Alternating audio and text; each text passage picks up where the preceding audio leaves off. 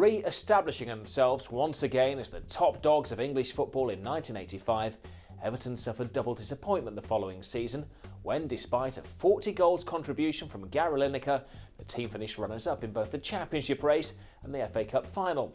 And to add insult to injury, both competitions had been won by Liverpool. It had been a bitter pill to swallow, and after the top scoring in the 1986 World Cup in Mexico, Lineker decided to further his career in sunnier climes than Merseyside. Barcelona came knocking, and Lineker answered the call. As well as losing his leading marksman, Howard Kendall was also without the world's best goalkeeper. Neville Southall had picked up an ankle injury in March 1986 that ended his season, and he was nowhere near ready for a recall when the new campaign kicked off. Thankfully though, Bobby Mims had already proved himself to be a more than able deputy. Also on the long-term injury list on the day were Gary Stevens, Paul Bracewell and Peter Reid. On the credit side, Kendall had recruited a big centre-half who'd actually begun his career across Stanley Park with Liverpool. Dave Watson had moved to Norwich City to establish himself as a professional footballer, and for a fee of almost £1 million, Kendall brought him back to his home city. There was a lot of rumours going about in the papers that Everton were interested, and then I actually got a phone call off Howard Kendall, saying he was very interested in signing me. And he has an agreement with Ken Brown, the Norwich manager. If a big club ever came in for me, they'd give me a chance to talk to them. Both clubs obviously got together, done a bit of negotiating, and come to a fee of £900,000, which was a hell of a lot of money in them days. Watson was already an England international, but there were a few raised eyebrows at one of Kendall's other summer purchases. Paul Power had been a one-club man for many years at Manchester City. It was something of a surprise when he was lured down the M62 to Goodison. But Kendall was desperate for defensive cover, and the likeable Mancunian proved to be a superb signing, even if the initial contact did threaten to ruin a family holiday. My wife had just had a baby, and we didn't go abroad that year. We went to a place in Devon called Saunton Sands, and there was a message on the room phone to get in touch with Jimmy Frizzell, who was the assistant manager at City at the time. I just signed a contract at Manchester City for another year. And he said that Howard Kendall had phoned up and would I give him a ring. So I rang Howard straight away, and he said he wanted to sign me. But it was the first time I'd been away on holiday. I didn't want to break the holiday off, so I asked him would he mind if I left it until the Friday. And then I went down to see him on the Friday. I actually signed on the same day as Neil Adams, so we went and had our medicals at the same time with Doc Irvin, and that was it, done in really short shrift, really. I mean, I thought I was going down to chat to him, have a medical, mull it over, but the whole thing was concluded within a couple of hours. Winger Neil Adams joined from Stoke City, and young Wigan Athletic midfielder Kevin Langley was drafted in. Both made their debuts in the Charity Shield at Wembley against Liverpool in August. Sharp the target. And Sharp and Heath will take it on. And Heath will score for Everton.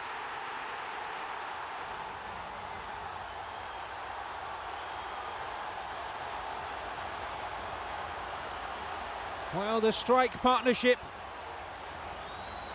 comes good for Everton. Heath beating Hooper. Consummate finish. Not the most memorable of Merseyside derbies, except for Neil Adams, but not for the right reasons. It still makes Graham Sharp smile though. His first appearance for Everton would have been at Wembley, and I think he was delighted to actually come on the pitch, but shortly after he came on as a sub, and shortly after he got taken off again because he didn't obey instructions from Howard, and he got taken off. So the boy was absolutely shell-shocked after what would have been the most enjoyable time of his career, playing at Wembley and thinking, yeah, I'm going to make an impression here. I think it was at 10, 12 minutes later he was getting hoiked off again. I think it's the only time I've actually seen that happen. So I felt a little bit sorry for him, but it stood him in good stead. Watson, Power and Langley all made their Goodison debuts on the opening day against Nottingham Forest, but it was an old hand, Kevin Sheedy, who proved to be the match winner.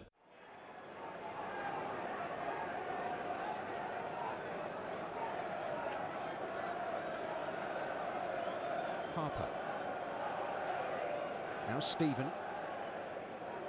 He's got away from Pearce well. Langley's header, Sheedy! It was just too hot to handle.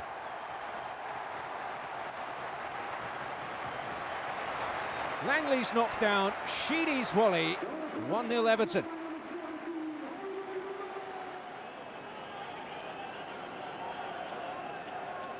Langley. Cross comes in, he's beaten Fleming, Sheedy! The trusty left foot comes good again.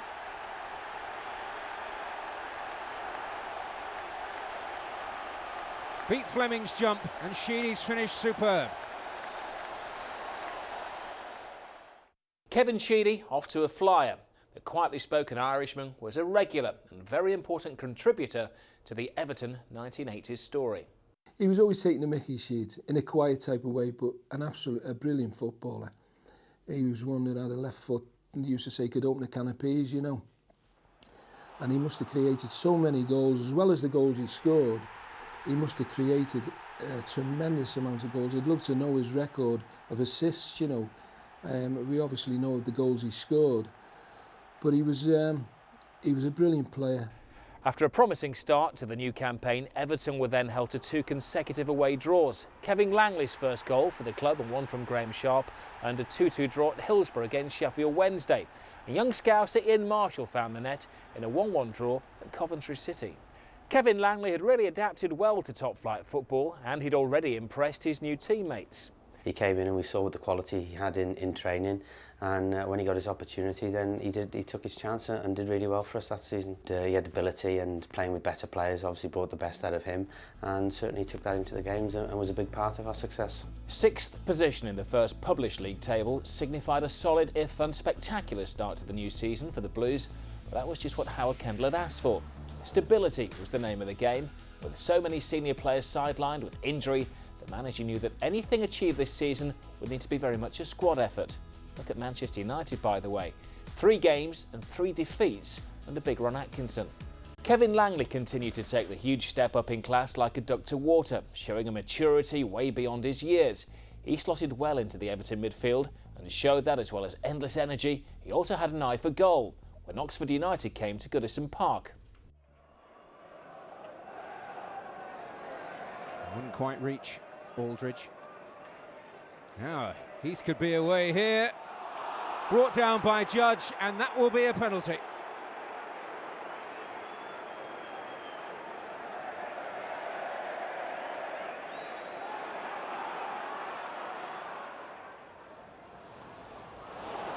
Well, Alan Judge engaging in semantics, but it won't put Trevor Stephen off. Everton in front. Trevor Stevens scoring from the penalty spot. Power into the box. It's away by Charles. Houghton was beaten to it there. Stephen making progress. Harper! Oh, brilliant goal! A rare goal for Alan Harper, but it's certainly a special one, and Everton are back in front.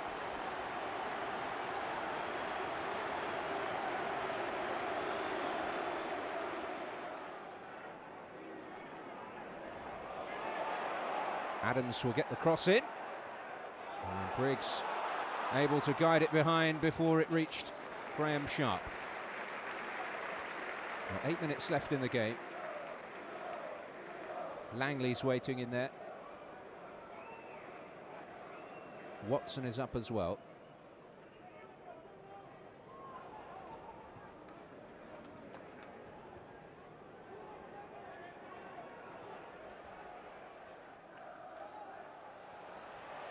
Briggs will get up there. It's Langley's shots, and that will wrap it up for Everton. 3-1. Kevin Langley's first goal at Goodison.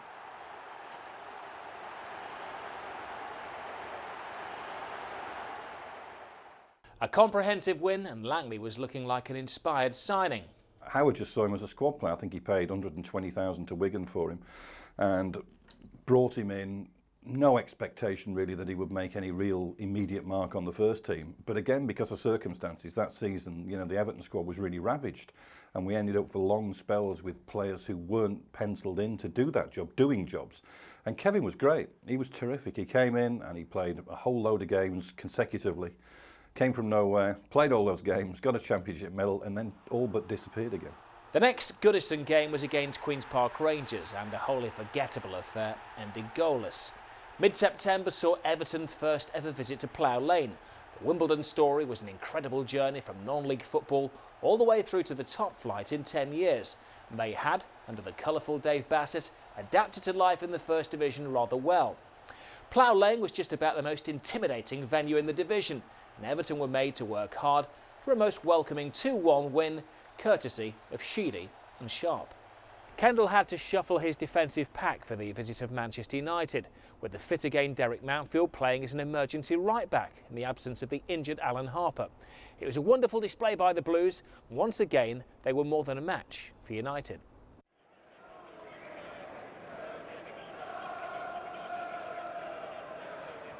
Well, who can find the opening? Sheedy. It's a terrific cross. It's Sharp. What a fantastic goal. All about the cross from Sheedy, but Sharp with the finish matched it.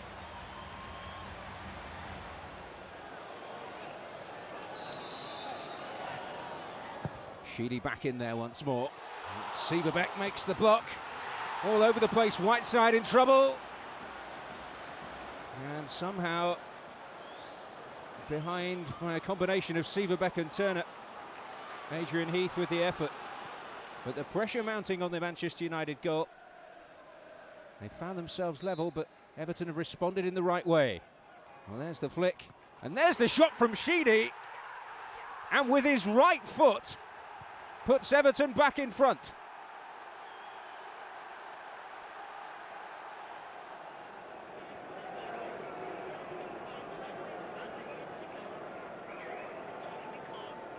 A little bit of tiredness creeping into the United performance.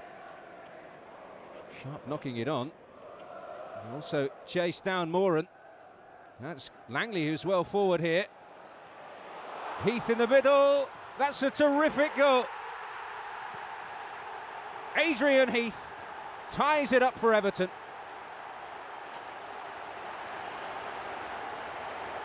Langley's cute delivery and Heath stoops to conquer.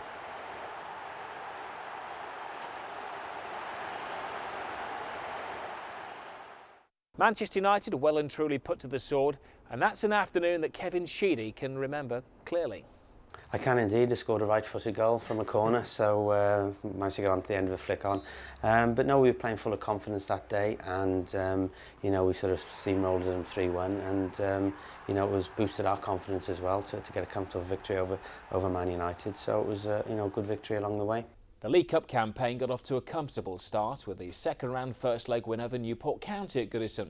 The 4-0 scoreline just about tells the story. So far, so good for Kendall's men, but the unbeaten league record was always going to be severely tested at White Hart Lane at the end of September. And on the day, Tottenham Hotspur proved to be just too strong. Danny Thomas involved. There was Hoddle. Paul Allen. An enterprising starts. And guided behind by Mountfield in the end. Waddle. Good play from Spurs and Allen. Here's Allen. Oh, problems here. Oh, terrific save by Mims. Denies Paul Allen. And Allen! Hoddle. Allen, hat-trick hunting, but not hat-trick getting. Sitting nicely in third place behind Nottingham Forest and Norwich City, with just one setback so far, Everton were building a nice, solid platform. One concern, though, was the indifferent form of Dave Watson. The defender replaced fans' favourite Derek Mountfield, and he was struggling to gain the affections of the Goodison faithful. Yeah, I mean, I was abroad on the pre-season tour, and Howard was in desperate search of a centre, and he picked Dave Watson. Several clubs wanted Dave Watson. He was the obvious choice. And he just pulled me over breakfast one morning. He said, go let Dave Watson, get a message to him that we might be interested. And of course, this is days before the internet and mobile phones. And I'm in a phone box in the middle of the Austrian Alps trying to get through to Norwich City and Dave Watson. But the message got through and it got him, but he was desperate to get Dave Watson. And I think Howard realised if he didn't move sharpish, then somebody else would take him. And the funny thing about Dave Watson is that he's now, you know, rightly lauded as an Everton hero, but a lot of people forget that he had a really rough time when he started with Everton. Start of that season, the supporters just didn't really take to him for some reason. Maybe his Liverpool background, I don't know, but and I think after 2 months Howard left him out because of the pressure he was under. But I mean, Dave being Dave, you know, he just had the character to come back and prove everybody, well, prove the few doubters wrong. And you look back, I think it was £900,000, but massive key signing. I mean, I was taken over from Derek Mountfield, and Derek was obviously a big hero up here, and he'd done magnificent for the club, scored great goals, and all of a sudden I've been thrown in there, an ex-Liverpool player. So, I mean, the crowd were on me back straight away, but I wasn't playing well. I don't know what it was, whether it was the £900,000 price tag. I really don't know what it was, but I did have a nightmare when I first came to Everton, yeah. October got off to a disappointing start with the visit of Arsenal to Goodison Park. A Paul Wilkinson hat-trick was the highlight of a 5-1 win at Newport County, which gave the Toffees a 9-1 aggregate passage into the third round of the League Cup. But when league duties were resumed, the capital jinx struck again. The defeat by the odd goal in 5 at Charlton was the third consecutive setback against a London team. Trevor Stephen had started the campaign well for Everton, and his ability to score goals as well as create goals was to prove pivotal as the season progressed. He was on the mark in a much-needed 2-0 win at Southampton, with Paul Wilkinson also on target. Since arriving on the First Division scene, Watford had traditionally made entertaining opponents for Everton, and their trip north on October the 25th was no exception. And to add a bit of spice, it was the first appearance of the season for Neville Southall. Trevor Stephen will take the corner then. Sharp up there. Oh, Terry lost it. Mountfield. Derek Mountfield opens the scoring.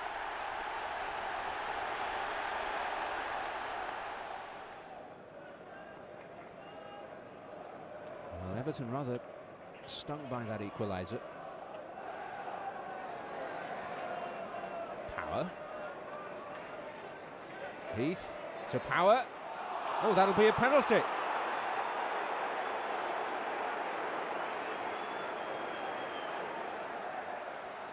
Well, Stephen against Sherwood. And Everton retake the lead from Stephen's retaken penalty.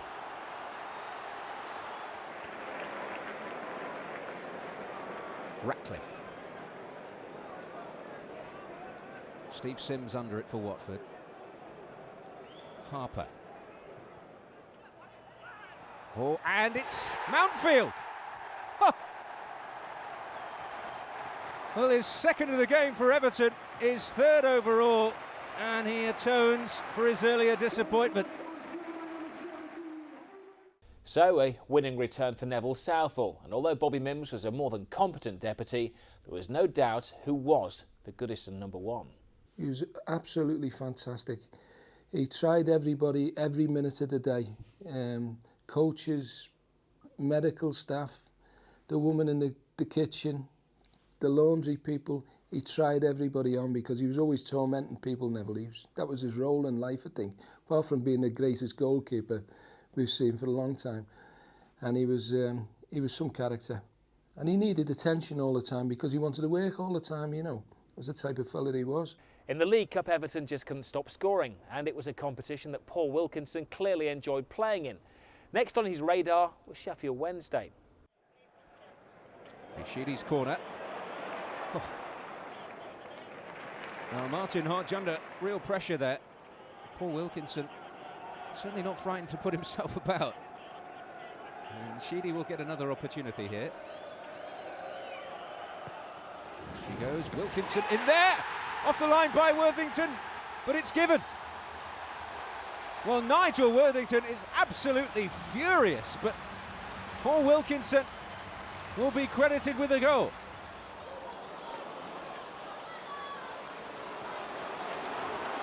This comes in from Power.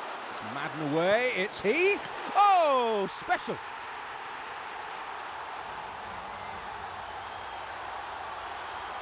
A fabulous goal by Heath. and Everton 2 in front inside 11 minutes.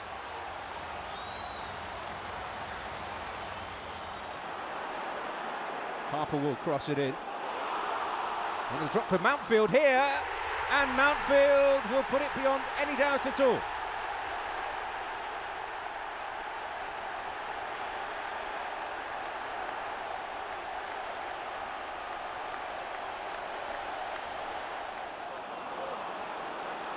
Sharp. Now Sheedy. Oh, and Wilkinson coming in. A terrific Everton goal to cap a terrific Everton performance. The fourth round beckons. At the end of October, just 4 points separated the top 8 sides. Everton had weathered the storm of 3 consecutive defeats. The massive bonus for Howard Kendall was the fact that Paul Power had made himself an automatic selection, which hadn't quite been the manager's plan when the experienced defender was originally drafted in. He honestly said to me, you know, you're probably going to be here as a squad player.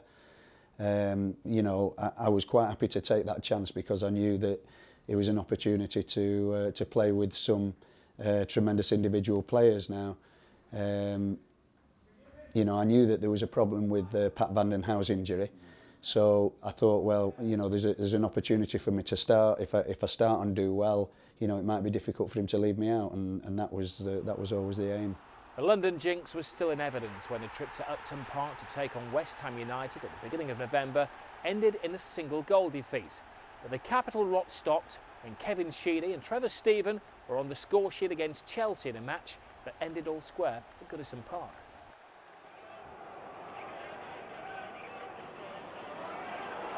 Chelsea defending with their lives at the moment. Heath's really buzzing now. Was that handball? It was, and that'll be a penalty to Everton. Steven scores, never a doubt.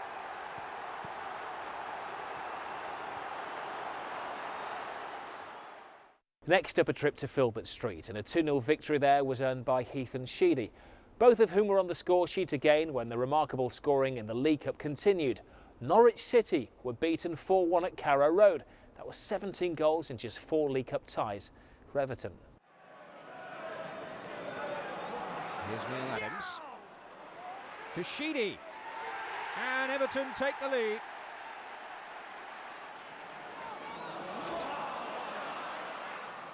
Taylor Gordon managed to get it in there. Oh, it's Phillips. Norwich City on terms. Ratcliffe's free kick. Mountfield's flick, Sharp scores. Norwich want the flag. Ratcliffe. And Heath is brought down. Steven from the spot then. 3-1.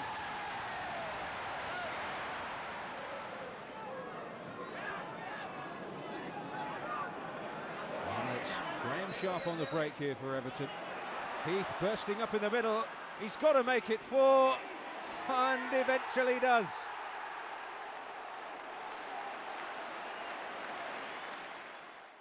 The first Merseyside derby of the season ended goalless on an afternoon that proved to be Kevin Langley's last appearance in an Everton shirt. After a great start, the youngster had faded and was never to force his way back in.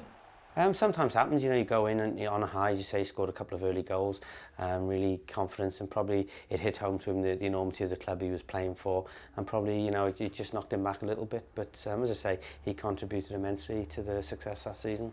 The last game of November provided Paul Power with his first return to Main Road, and with typically perfect timing, he took the opportunity to notch his first goal for Everton.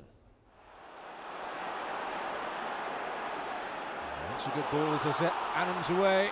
The keeper in no man's land, and Heath will score.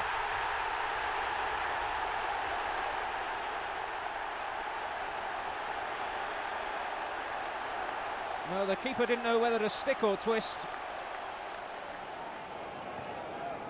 Sheedy. It's a good ball for Sharp. Now it's Paul Power up here, and Paul Power has scored on his return to Main Road. Well, delight for Kendall and Harvey on the bench. And Paul Power returns to the club he served so well with a goal.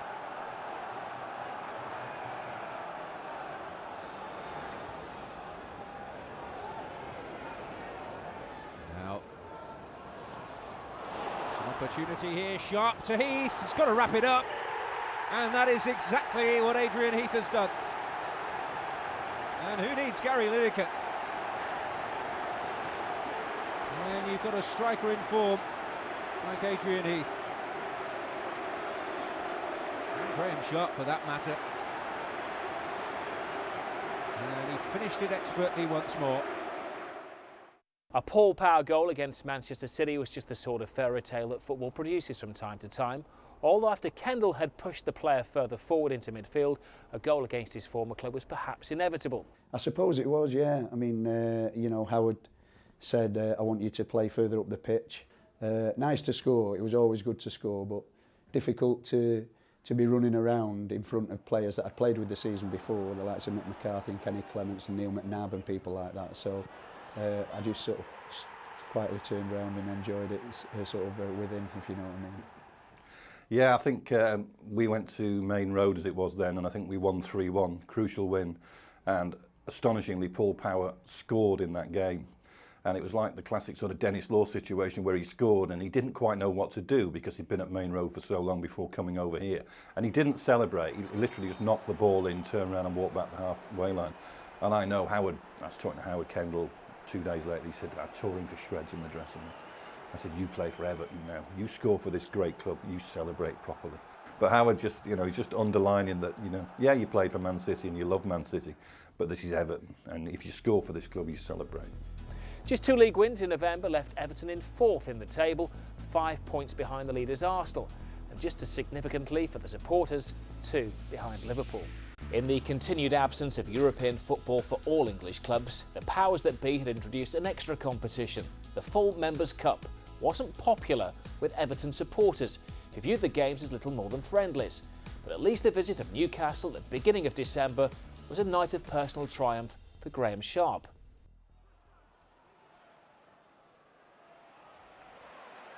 Sheedy with a shot! Oh, that's a terrific goal. Well, he just never disappoints.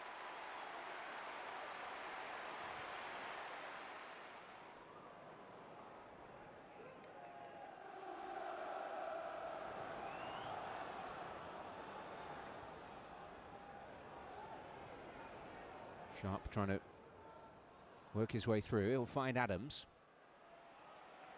And it's not a bad cross, and that's not a bad header. And Everton have got another goal. And it's Graham Sharp who scores it.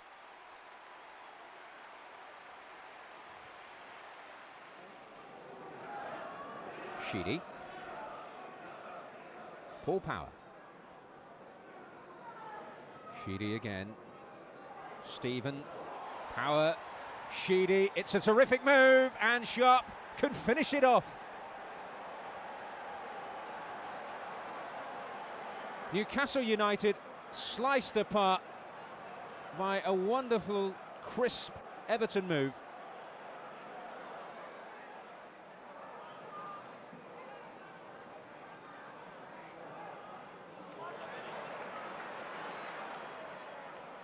Everton knocking the ball about with increasing confidence.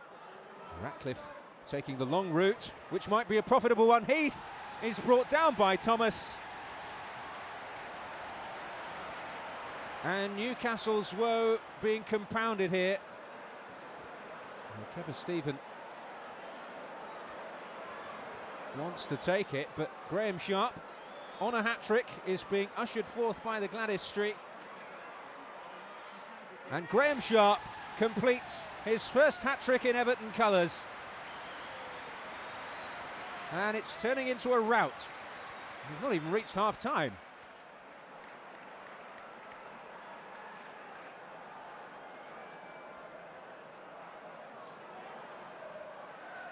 Stephen. Oh, and Heath looking to get away. And it's touched back for Heath. A resounding win for Everton. A first Everton hat-trick then for Graham Sharp. The campaign didn't prove to be his most prolific, but there was still no doubting his immense quality. They talk about the great number 9s at Everton, and he was certainly one of them. And tremendous player. A fairly quiet lad, Sharpie, I found him, but a really, really good player who'd come through the ranks after coming down from Scotland. He played reserve team football for a while with Colin, when Colin was reserve team coach, and then moved on up to the first team. And what a player. And another leader, another one who, when I say he was quiet, if he did speak, again, he'd sit down and, hold on, Sharpie's got a point here, you know. I think it was my first hat-trick for Everton. I think it was my first hat-trick full stop, you know, from my time playing up in Scotland as well. So people had mentioned it before. You've never scored a hat-trick before, you haven't got a match ball. Yeah, it was a full Members' Cup, if I remember it. I think Gaza might have been playing for Newcastle at the time. Neil McDonald was, who came the year later on in his career, was also playing for Newcastle, if I remember correctly.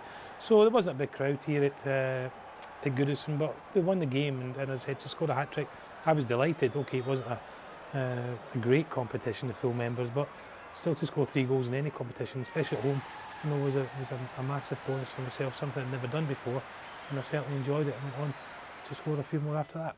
The first league fixture of December saw a welcome return to the team for Gary Stevens, now a fully fledged England international. Stevens hadn't played since the previous season's FA Cup final, but he was back for the visit of Norwich City.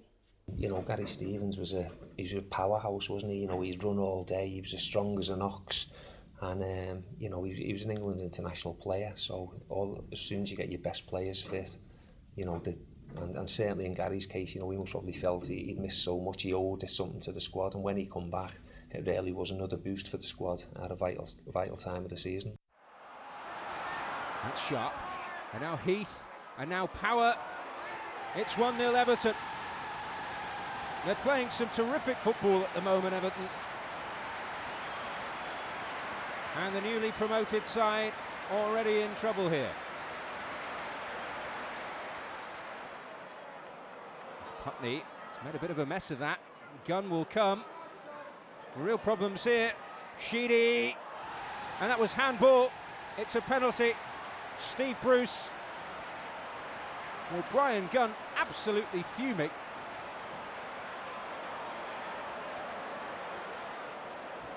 Well, now Gunn has calmed down a little. It's the head-to-head battle here with Trevor Stephen. Usually so reliable from the spot.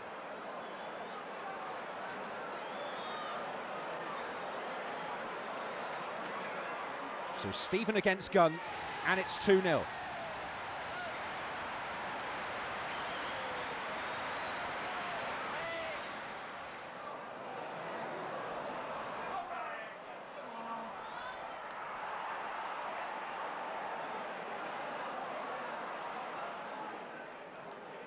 Stevens with the cross. It's away by Bruce. This is Poynton. Oh, and Poynton moving for the return. And Poynton has scored his first goal for Everton. Well, after 6 months out, Neil Poynton is back in style. Lovely one too with Sheedy.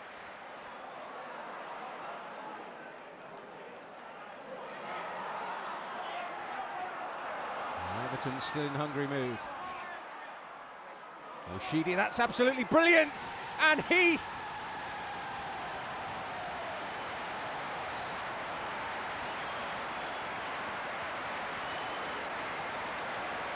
Sublime. Absolutely sublime.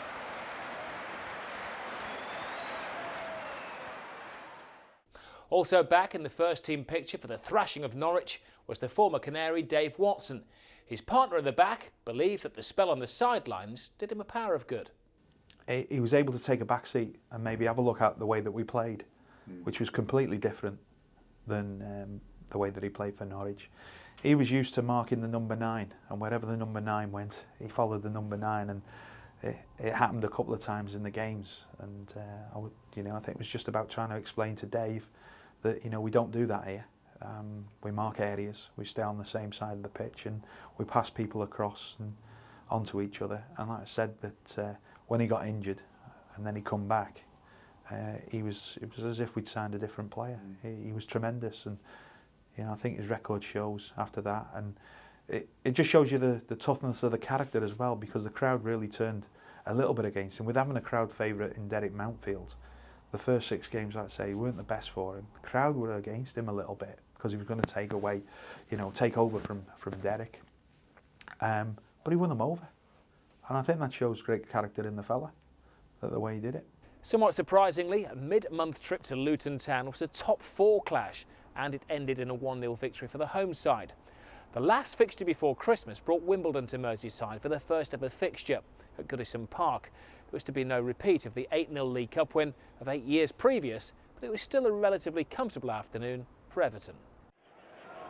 Wimbledon have certainly proved they're nobody's pushovers this season.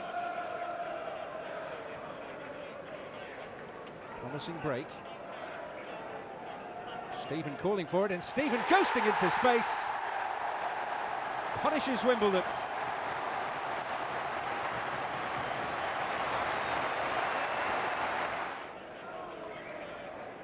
Gary Stevens to Alan Harper. Form was there, power again. And he thought, certainly getting plenty of distance on that. And Ratcliffe will find Stephen. Stephen! And finally it's in. Sheedy. A real sense of inevitability about it.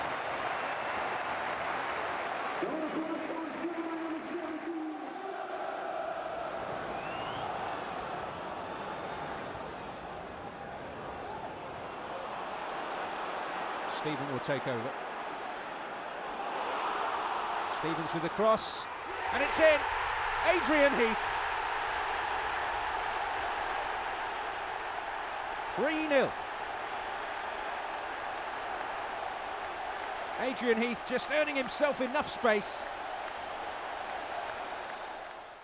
That Wimbledon win gave Peter Reid his first outing of the campaign. Reedy sadly suffered another setback that would sideline him until February.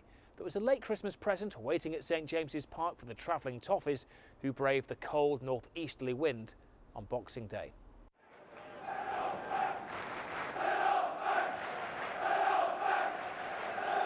Away by Sheedy, and now Heath.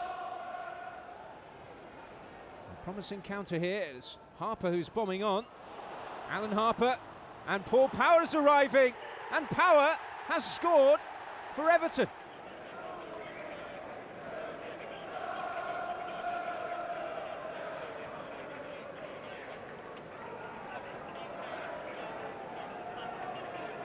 Sheedy. Oh, and Power on the surge here. Pulls it back, and it's Trevor Stephen to make it 2.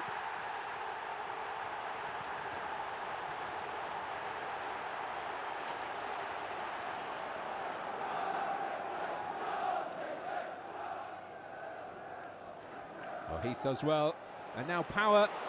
Stephen again. Oh, he's got it in. Trevor Stevens, second of the game. And it's good night, Newcastle.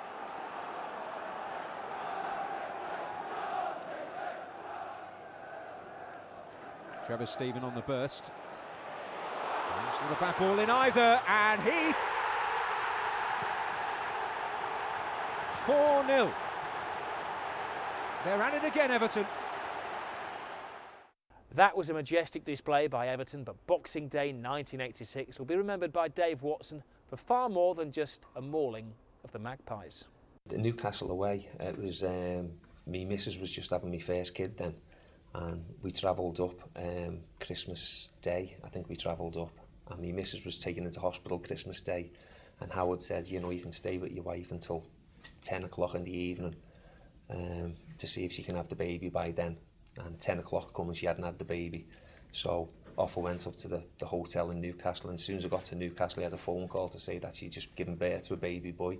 So I actually missed the birth, but you know, the next day the performance was magnificent from the lads, and you know, we went on to win the title, so it was well worth it. And I've always said to me lads, you know, that medals is, I mean, these days, you know, players they wouldn't miss the birth for anything, but for me football was so important at the time, and the team was doing absolutely magnificent, and I didn't want to let anyone down, and I don't think I'll let me missus down. I think deep down she knows, you know, it was something that I wanted to do. It's been great for the family that I'd done it, and things turned out okay.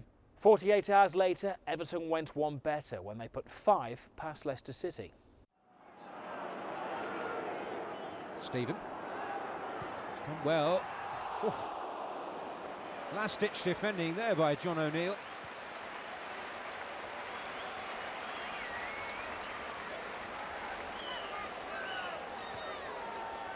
So a corner to Everton.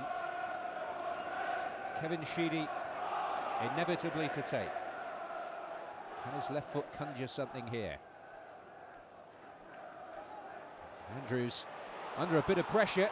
It's helped back in there and in.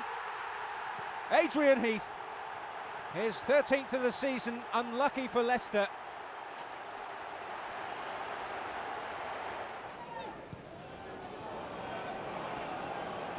And Morgan is in all kinds of trouble there.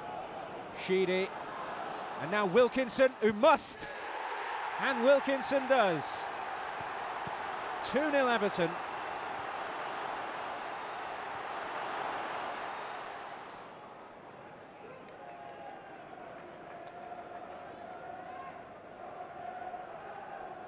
Heath,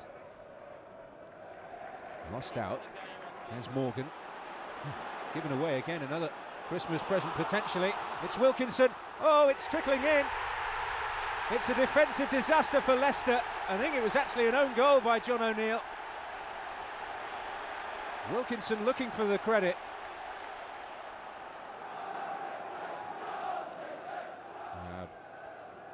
Sheedy to Stevens, into Stephen. He's done well. Heath, 4-0.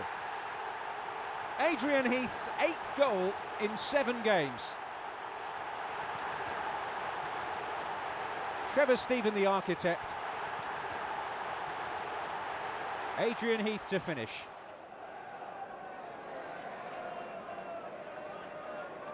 Another Leicester raid fizzles out. It's Poynton finding Heath. Aspinall making a run for him wide. On Sheedy. That's magnificent. Sheedy the sorcerer casts his spell. That magic wand of a left foot has done it again. Adrian Heath's brace against Leicester gave him an impressive tally of 8 goals from his last 8 games. But Inchy was so much more than a striker. He was amongst the most adaptable of players who could do a great job anywhere in the park, well, almost anywhere. I don't think we allowed him to play in the back four, but he was certainly a valuable asset to the squad. And still to this day, I don't really know which his best position would have been. I mean, I know Graham Sharp always rates him as the best striker he's played with.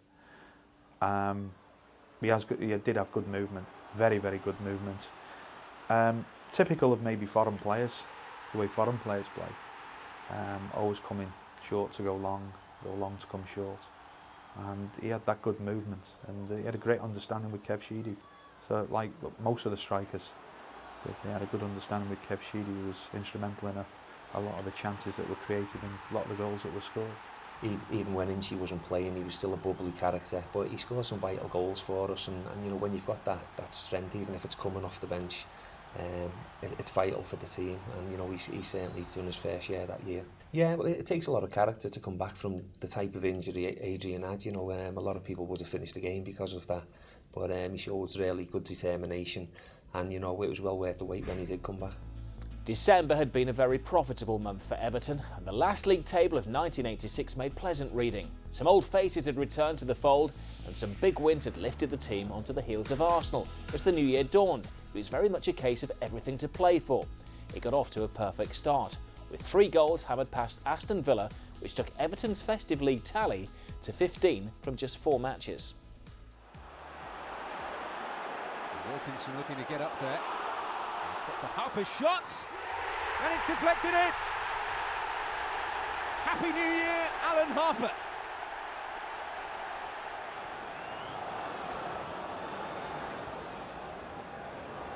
Heath to Power. Oh, we'll dig out the cross. Elliott's in trouble here. Stephen isn't. 2-0. Presented to him on a plate.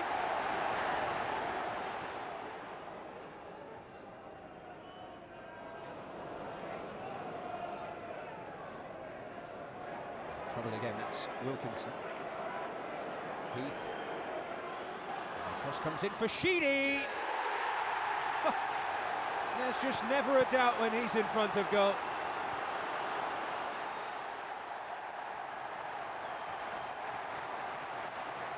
Well, there surely isn't a player in better form anywhere in the country. The Toffees' all-round game was more than a match for most teams, but it never really suited the artificial services favoured by some of the clubs in the 80s. But they were in great spirits when they went to Loftus Road on the third day of the new year, and Graham Sharp's goal gave Everton their first ever win on plastic. Sharp looking dangerous, away from McDonald, he's away from 2, and that is a quite wonderful goal by Graham Sharp. It was a goal worthy of winning any match, let alone one on a surface that clearly gave the home side a distinct advantage. Plastic wasn't popular. It wasn't proper football. I mean, the amount of, you see some of the players that played, the amount of burns they got. You had to pass the feet, you couldn't pass into people's paths because it would just skid out of play. The bounce was unpredictable, you know, it would just bounce right over your head. So it was total different to what you used to playing week in, week out, and I don't think it was a proper spectacle for supporters, you know, there was no real passion in the games. It was just a case, it was more like five-a-side football.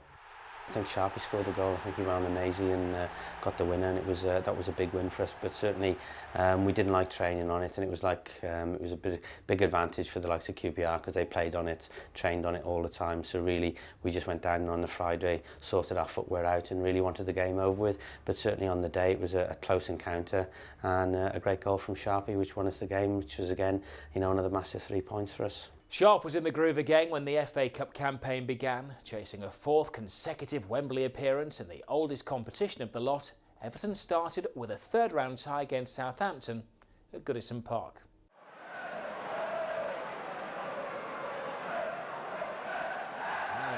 Graham Sharp giving chase here, and Graham Sharp will score.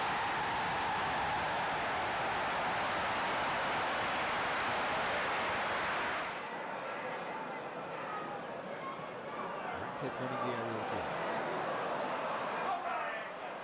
Heath. Power. Here's Poynton.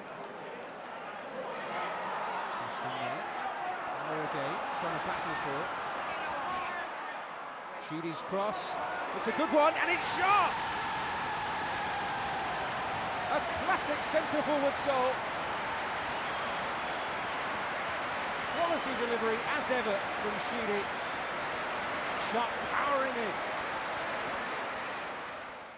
Sharp's personal campaign suffered because of injury, but the Big Scot was still more than a handful for any defence.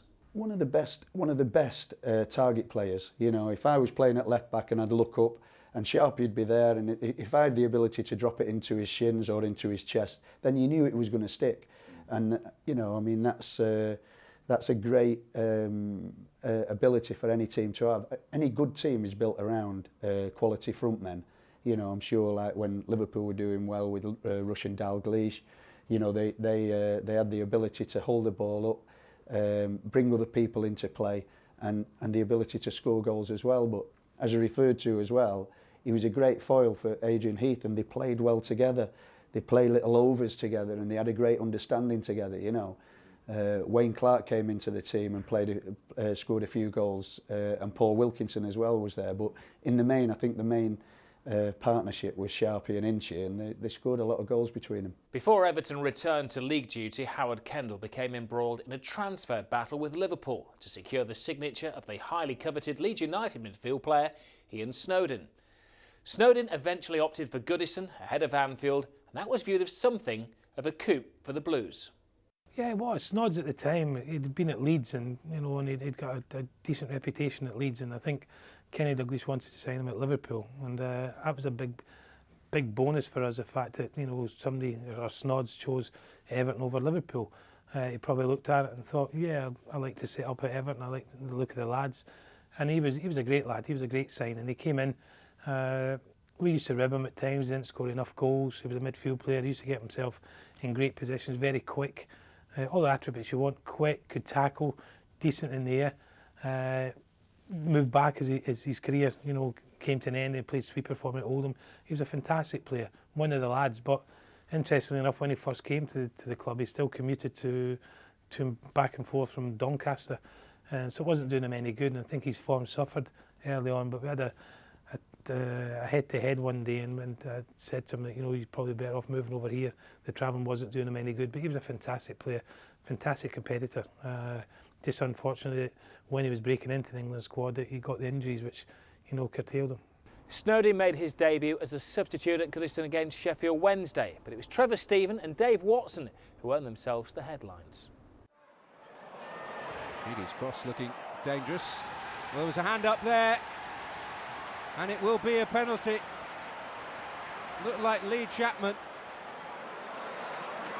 So Trevor Stephen. And he'll make it 1-0. Beats Martin Hodge.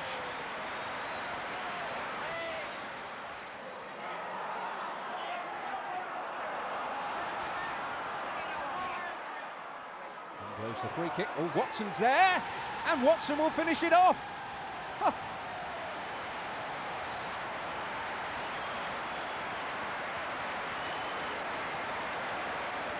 Well, he'll enjoy this moment, Dave Watson.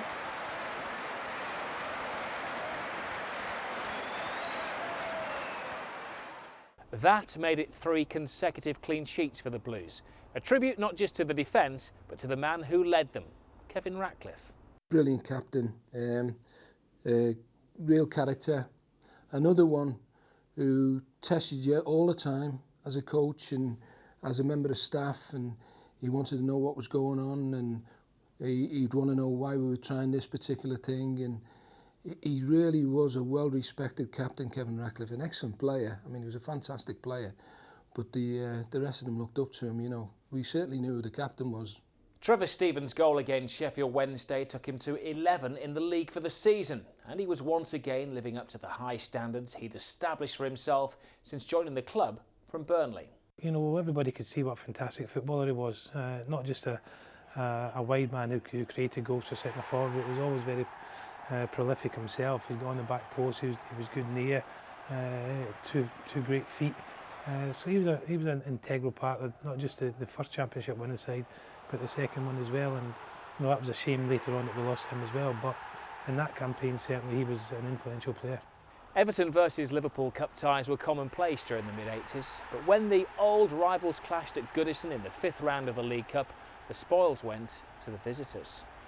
Nottingham Forest inflicted a first defeat of the calendar year on Everton at the end of January, winning 1-0 at the City Ground. But the love affair with the FA Cup continued unabated when Ian Snowdon's first goal for the club was enough to secure a safe passage into round 5 at the expense of Bradford City. Snowdon was never going to be a regular contributor on the goals front, but there's little doubt that the Blues had recruited a player of genuine quality. He was an attacking midfield player who made unbelievably long runs to get in the box, and when the ball was out wide he'd make long runs, and he had a knack of scoring goals, Snod, and a really good footballer and a great character as well. He was a smashing character, Snod, and he fitted in with them perfect because the place was full of them, and sometimes they were such strong characters that you had to be careful about opening your mouth at times, because you get slaughtered just for saying something normal, but he fitted in well with them. With more than half the season gone, the title race was really hotting up, with Arsenal and Liverpool joining Everton in what was increasingly becoming a 3-horse race. Nottingham Forest and Luton Town were still technically in the mix, but both lacked the strength and depth of the leading trio.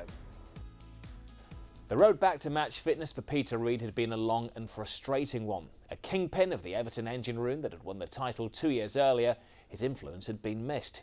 He'd already aborted one comeback, but he was now ready to stake a claim once more. But what was he like when he was on the sidelines? Pain in the backside. He probably was to the physios, you know, because obviously he liked to train, he liked to play, and I know myself, I had my fair share of injuries, and it's very, very frustrating. And you know, sometimes when you're very close to fitness, you know, you want to get back sooner than probably you should do. But you know, he's that type of competitor and really wants to be out there playing and helping the lads. So as I say, you know, him coming back at Christmas was a turning point for us as well. Pat van den Houw also made a return to action for what turned out to be a routine success over Coventry City. Ratcliffe.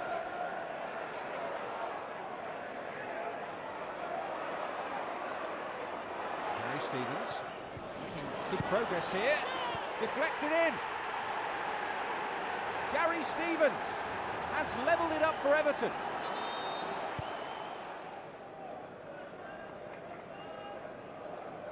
Here's Reed. Now Stephen again.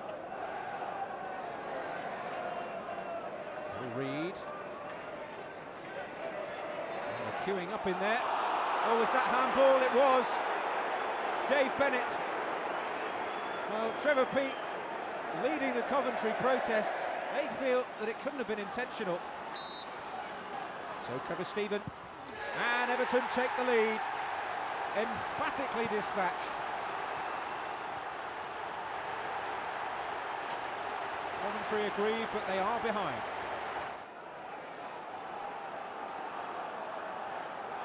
Watson. Stephen, can he get the shot away? He can. It's Watson. Be retrieved by Harper. Heath. That'll do. Adrian Heath with a goal that will surely put Everton top tonight.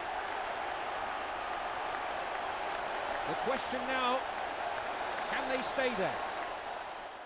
I mean, I used to always dread picking up the paper to see Reedy was injured. I mean, that might have been just me as a fan, but I always thought Reedy and the team, just by his presence, gave them that little bit extra. You know, he wasn't as frightened as Pat van den Houw, but, you know, he did give them that little bit extra, Reedy, you know, and I think that was one of his best seasons.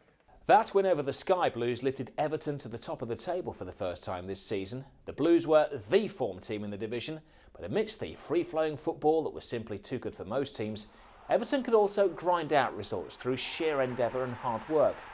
One such game was Oxford United, and Paul Wilkinson's goal earned a point in a 1-1 draw. Wilkinson scored again in the next match, but the FA Cup fifth-round trip to Plough Lane was to end in defeat. Heath, with battling qualities. Here's Stephen. Oh, that's a lovely ball. Oh, Besson. Bit of a rush of blood, they're queuing up in the middle, and Wilkinson will score. Perfect start for Everton.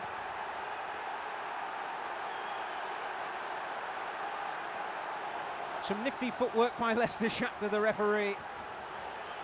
Besson's rush of blood, Heath's cross, Wilkinson rising above Sanchez, 1-0. So Everton's love affair with the FA Cup was over. Having reached the previous 3 finals, it was somewhat ironic that a bid for Wembley history should perish in the unglamorous surroundings of Plough Lane. What a place. They made it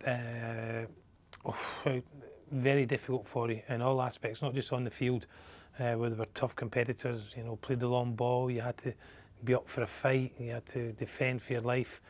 But off the field as well, when you went to Plough Lane, the dressing rooms, they made sure that the windows had been open all day. The place was freezing, there was no electric light bulbs, they took all the light bulbs out, all the electricity was off, the baths were cold, the showers were cold, so they made it very difficult for you. You come in at half time for your tea, nobody dare try the tea because you didn't know what was in the tea, so it was a very intimidating place. With just the league to concentrate on now, Everton drew 0-0 at Old Trafford. The Blues were timing their finishing run superbly well and entered the vital month of March sitting proudly at the First Division summit. There was still just a single point separating the leading 3, little margin for error. The season was developing into an exciting race for the crown, and Paul Power was not only enjoying himself, he was learning too. as a back four player, I'd never really been taught, and I'd worked with good coaches like Malcolm Allison and when I was at Manchester City, but I'd never really been taught how to defend as a back four as a unit, you know, and hold the line and when to drop and when to press the ball. Until I'd worked with Colin and Howard, you know, and made the game so much easier because the whole team was compact. Everybody knew what everybody else was doing. If Ratters and Dave Watson were letting a player run, they knew that the fullbacks had be tucked in, and you know it was an interesting phase and a knowledgeable phase for me. You know, and I was 32, 33 when I played for Everton. So the defeat to Charlton Athletic in the Full Members' Cup wasn't mourned by the faithful. It wasn't a competition revered by the supporters, although this particular fixture will always be remembered as the night that Neville Southall scored a goal from the spot during the penalty shootout that decided the outcome.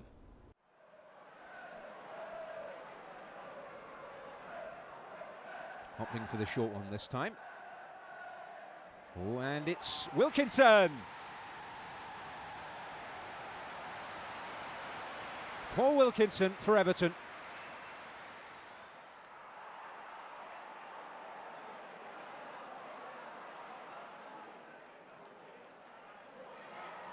Well, Wilkinson will seize on this.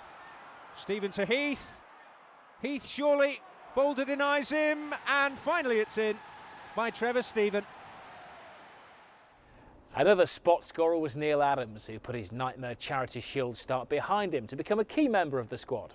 Neil was at Stoke, of course, and I think maybe Adrian Heath and Paul Bracewell, who'd been at Stoke, might have put a word in for Neil. But he was a good solid player, and he's had a good career. You know, he finished off at Oldham and Norwich and done really well. And he did well in spells for Everton. Always looked like a wide player who could score a goal, and certainly able to go past the fullback and provide opportunities for others. You know, and he played a not a major part of that year, but a significant role. That, you know, so he did well for us. A teenage John Ebrell had been given his first taste of senior action in that match at Charlton, and there was another new face in the Royal Blue when Everton went to Watford. An injury to Graham Sharp had given Howard Kendall a striking problem, and he solved it by signing Wayne Clark from Birmingham City. Like most of Kendall's recruits, it proved to be a shrewd one, even though his Blues career started in defeat at Vicarage Road.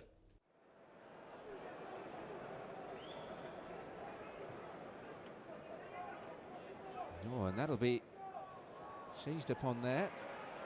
And maybe the break is on for Everton. Here's Van den Hauwe. Now, it's Paul Power, you see there making the overlap. Possibilities here, and Heath and Everton have scored. A lightning counter-attack.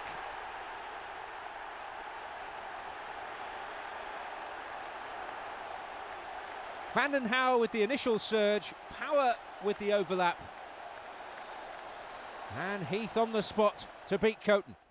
Watford were nobody's pushovers at the time, but the Vicarage Road setback left Everton facing a test of character. Terry Darracott was confident that they were fully equipped to pass that test with flying colours.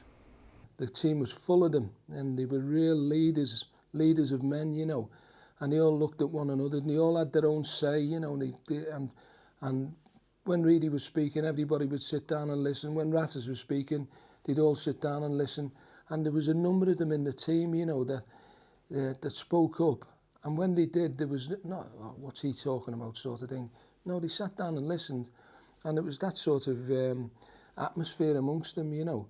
They had a lot of leaders in the team, and you thought, like, if they have a problem, sometimes if they have a problem on the pitch, there's not much you can do about it from the side, because once the game's on, that's it, they've got to get on with it. But there was players on the pitch who could sort problems out, you know, which was fantastic. To reclaim the First Division crown, Kendall knew that his team had to put together a good run of form at just the right time. Liverpool had taken over at the top of the table, and although Everton had games in hand, the middle of March was the perfect time to kick off a great winning streak. First to be put to the sword was Southampton at Goodison Park. Stephen getting involved. Stephen again. Find the cross, he can. Well, it's an own goal by Mark Wright.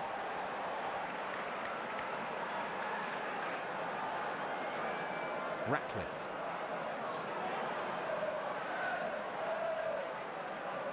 Watson elects to go long. And that's away by right. And it's going to be Power. Well, Shilton, furious, but he's beaten on his near post. And Everton with a firm grip on the game.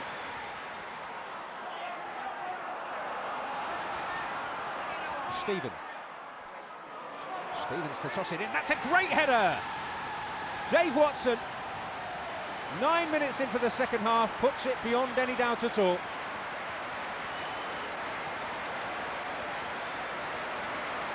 Great delivery from Stevens, and they're finished to match. Another goal there for Paul Power, who is already just about the First Division's bargain purchase of the season. Howard had a chat with me and said, what do you think with regards to Paul Power? And we had a pint together and talked over a pint, you know, and I said, well, look, I said, what I know of him, I said, I don't know him personally, I know him as a player. I said, but he's obviously a tremendous professional. And I said, I would always give time for people who are great professionals. He never misses games. He's 30 plus now. He's still in the first team. He's still as fit as a fiddle. And I said, he's been the captain of Man City, and he looks as though he's got great respect. I said, I would always recommend somebody like that. And to be fair, he come to Everton, did a fantastic job, both at left back and left side midfield, if Sheeds was injured, you know. No, not quite come to the boilers yet. Stephen guiding it on.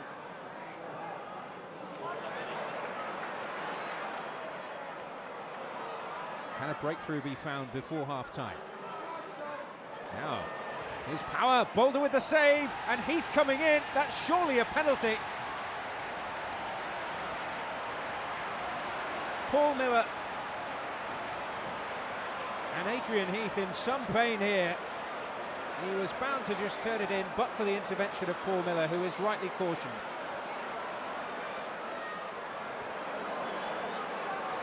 So Trevor Stephen against Bob Boulder to bring Everton the breakthrough. He scores. Well, they've not quite been at it as yet, Everton, but they do have the lead. Ratcliffe. Oh, Stephen with a little flick header there. Oh, that's a chance and a goal. Gary Stevens. Well, it was a tackle as much as anything. Wayne Clark foraging, Stevens just slid in, beat Mark Reed to it, and it's 2-1. The gap behind Liverpool close to 6 points. When Everton went to Highbury at the end of the month, they were 6 points adrift of Liverpool, but had played 2 games less. It was therefore a must-win match against an Arsenal side that by now had fallen away to leave the Mersey rivals battling for glory. Rocastle. That's cut out. Now Lukic has decided to come and deal with this. Could be problems here. It's Clark. That is a fantastic finish by Wayne Clark. What a wonderful way to open his account for Everton. And what a crucial goal it could be in the championship race. The quick thinking of a natural goal scorer. John Lukic with the error. Wayne Clark returned it with interest. A terrific way for Wayne Clark to open his account. The wily striker had really hit the ground running and was showing that he had the ability and the work ethic to make an impact. No, Wayne Clark had always scored goals wherever he'd been, and Howard was a gambler with players, and he looked long and deep at certain situations and thought, like, I'll take a chance on him. And it wasn't always massive money. You know, Howard would take a chance with somebody who didn't cost so much. And Clarkey come in, and to be fair, he did all right at Everton. I thought he did a good job at Everton. He wasn't a regular, but we had the likes of Sharpie and Adrian Heath. And obviously, you can't just be doing with 2 strikers. The modern game now proves that you certainly need 4 at least. you know, because you need to change them round because it's a hard job up there, you know, with and without the ball. And the way Everton played, the front two had to work really hard off the ball. Some teams don't work that way. They say, well, if the opposition's got the ball, come back and have a breather. Not the Everton front two. The Everton front two had to work their back four. If they keep it through and out of the back four, our front two were bang at it. You know, so sometimes you needed to give them a breather, although they didn't like it. They never liked it, even though it was, you know, it was the right thing to do. They used to get a bit of a cob on, you know, when you took them off, but that's the way they are. The only thing he lacked was the slyness of his brother, because Alan was a very sly player. But he scored some vital goals for us, Wayne Clark. While Everton were winning at Arsenal, Liverpool had surprisingly lost at home to Wimbledon. And so the pendulum had once again swung towards the Blues. The Toffees still had 9 games to go, but their destiny was now very much in their own hands. One of the unsung heroes of the season was Alan Harper, a utility man of genuine quality. Harper was the model of consistency whenever he was called upon, and it was his goal at Stamford Bridge that kept the winning run going.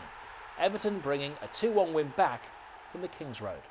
I always remember Harpo when I first came down to play against him in the Liverpool-Everton mini derbies, if you like, and never used to get a kick. He used to play, could I play right back or centre back at the time, and I thought then what a fantastic player, could read the game well.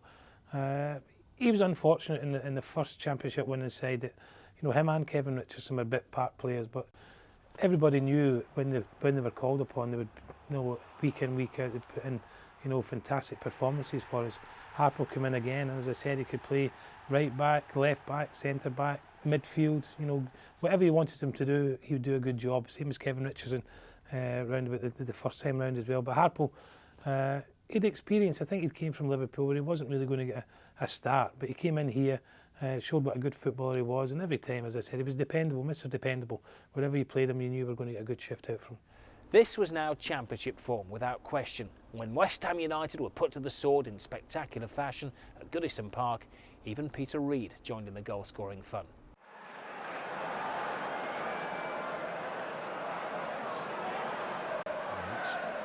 Tricky feet. And Watson gets the flick on. It's Clark! And Everton take the lead.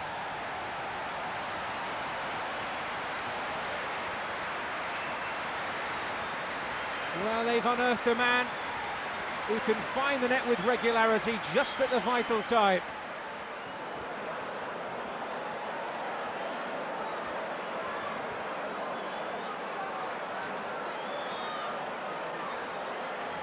Battling.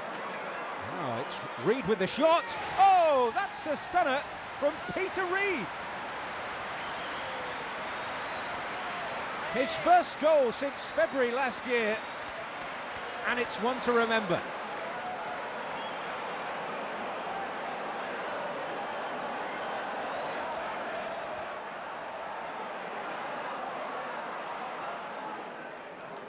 Stephen was up initially, and get a second bite of the cherry here. He's bouncing all over the place. Stephen maintains his composure. Stevens! Huh. Well, they're absolutely running riot here, Everton. Stephen maintained his composure, and Stevens with a rocket.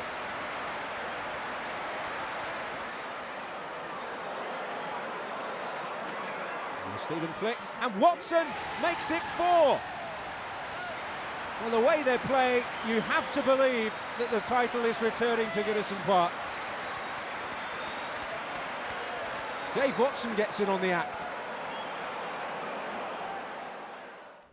West Ham were no mugs that season, but they were simply brushed aside by a rampant Everton. There was such an air of belief throughout the entire squad.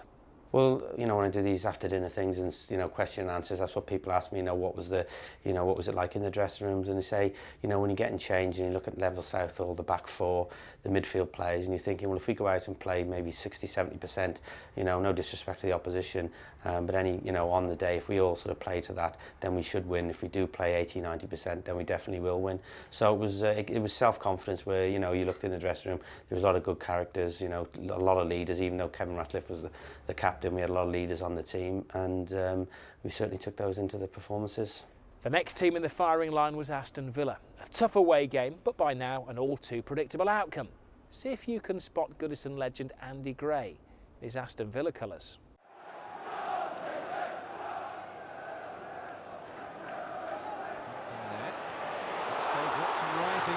Sheedy on the volley. That's a stunner.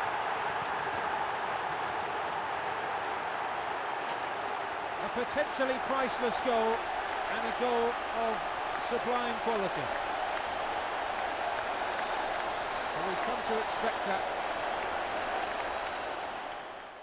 Yet another goal for the ever-expanding Kevin Sheedy collection. That was 15 for him now in all competitions. When it came to making contact with the football, Sheeds had very few equals in the game. God knows what he would be able to do with the ball in these days, because the ball was, I wouldn't say it was a lot harder, but it was certainly harder than what it is now. Not as much movement. And he used to make things happen with them mitre balls that were like medicine balls. And he could bend them, he could find, you know, a pass 40, 50 yards away, 60 yards away. And sometimes with the outside of his foot. He was just so relaxed in the way that he played, never rushed. He'd never really go past people, but he'd pass past people. And it didn't matter which foot you kept him on. If you kept him on his right foot, he'd bend it with the outside of his left and showed him down the line, he'd whip a cross in. He was so instrumental in the team. Wayne Clarke was proving to be more than an able deputy for Graham Sharp. The brother of the former Leeds United goal-scoring legend Alan displayed all the family traits when he plundered a wonderful hat-trick against Newcastle United.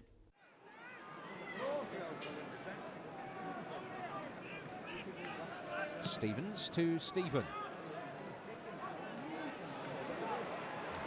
A little deep cross there. Will drop for Poynton. And he'll drop for Power as well. He'll find the cross. Wayne Clarke will find the route to goal.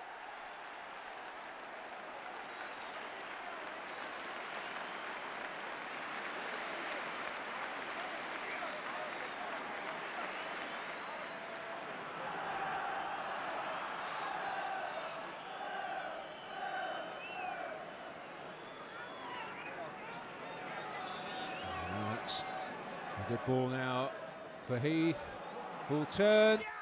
And Clarke surely must. He'll make it too. And they're very close now, Everton. They're within touching distance of their 9th title. Snowden's cross. Stevens went down. Surely he was fouled there. Power will get it back in anyway. And Clarke will score a hat-trick. It's the first of his career, and what an impact this man has made. Well, surely they believe now. Wayne Clarke quite rightly took the headlines after that one, but just as importantly for the coaching staff, it was another clean sheet, built on the rock that was Kevin Ratcliffe and Dave Watson. Their first season together was developing brilliantly. I'm sure Rat has helped them, and the partnership was good because Watson was a right-sided centre-back and Kevin was a left-sided centre-back, and they formed a terrific partnership. People might say that Kevin wasn't as dominant in the air as he might have been as a centre-back, but Dave Watson certainly was. But Kevin Ratcliffe was like lightning, you know, and anything that went over either of them. I always used to look at Ratters and think, he's that quick. You know, if something went in behind him and people say, get back as quick as you can, knock it back to the keeper. He used to get there that quick, he could turn around and play forward. You know, and he was really, he was brilliant. He'd have been great for Dave Watson, he'd have helped them no end. And to be fair, they were a great partnership. The win over Newcastle was Everton's 7th in succession, and that by any standards was championship form. You know, Howard always regards, I think, that year's title triumph as his greatest achievement at this club because of the number of players he had to use and the changes he had to make.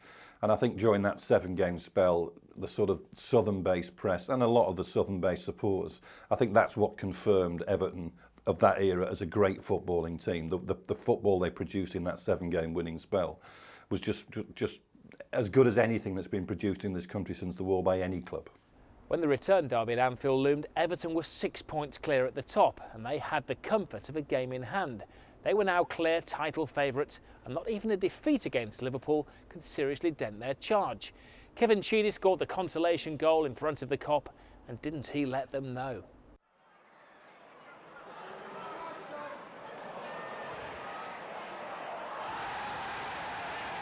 A free kick given against Hansen. Climbing all over Wayne Clark. Well, Hooper will want the wall to be right here, because it certainly will favour the left foot of Kevin Sheedy. Peter Reid there having his say. And I think Hooper has some idea of what's coming. It will be Sheedy. Oh, that's absolutely magnificent. A Sheedy special.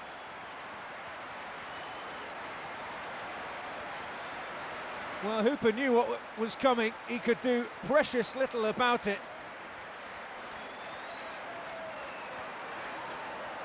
Well, you don't need me to explain this.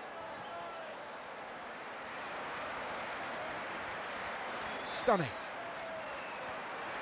People ask me what's, you know, your favourite free kick, and I have to say there was one against Ipswich, but certainly that one for power, and it was unsavable as soon as it left my foot, and as soon as I hit it I knew it was in. So I managed to run to the Kop end and give a gesture to the Kop, and got called before the FA over it, and managed to talk my way out of it. So it was a double whammy really for me. It was nice to obviously score on the Kop end, but also make a gesture and get away with it. It was now just a matter of time before Everton were confirmed as the champions once again. That terrific run of 7 consecutive victories had come just at the right time, with Kendall able to select his teams with a greater degree of consistency.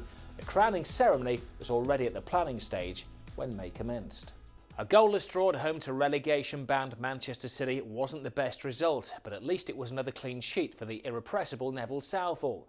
The Blues keeper had impressed everyone with his determination since fighting his way back from injury.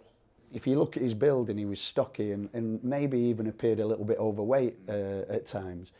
But he worked solidly with Jim Barron that season. Jim Barron was the goalkeeper coach, and he used to work with the rest of the squad, and then he'd go and do extra. And he always wanted to do his individual work. You know, he wasn't happy to be joining in with the possessions, like which most goalkeepers used to enjoy. But Nev would do that, and he was good at it as well. He was a good outfield player, you know. He was not bad at the running. He'd be up, you know, he's one of the few goalkeepers who'd be up there in the running, like, you know. And so yeah, a good and a great bloke. You know, if you ever needed a visit to a hospital, like, Nev would be first in line to do that. So the stage was set for a title party. Everton went to Norwich City on Bank Holiday Monday, knowing that a win would secure the title. And if Carrow Road was an unlikely venue for an Everton jamboree, there was an even more unlikely goalscorer waiting to take centre stage. And pull back for Van den Hauwe. The priceless breakthrough comes.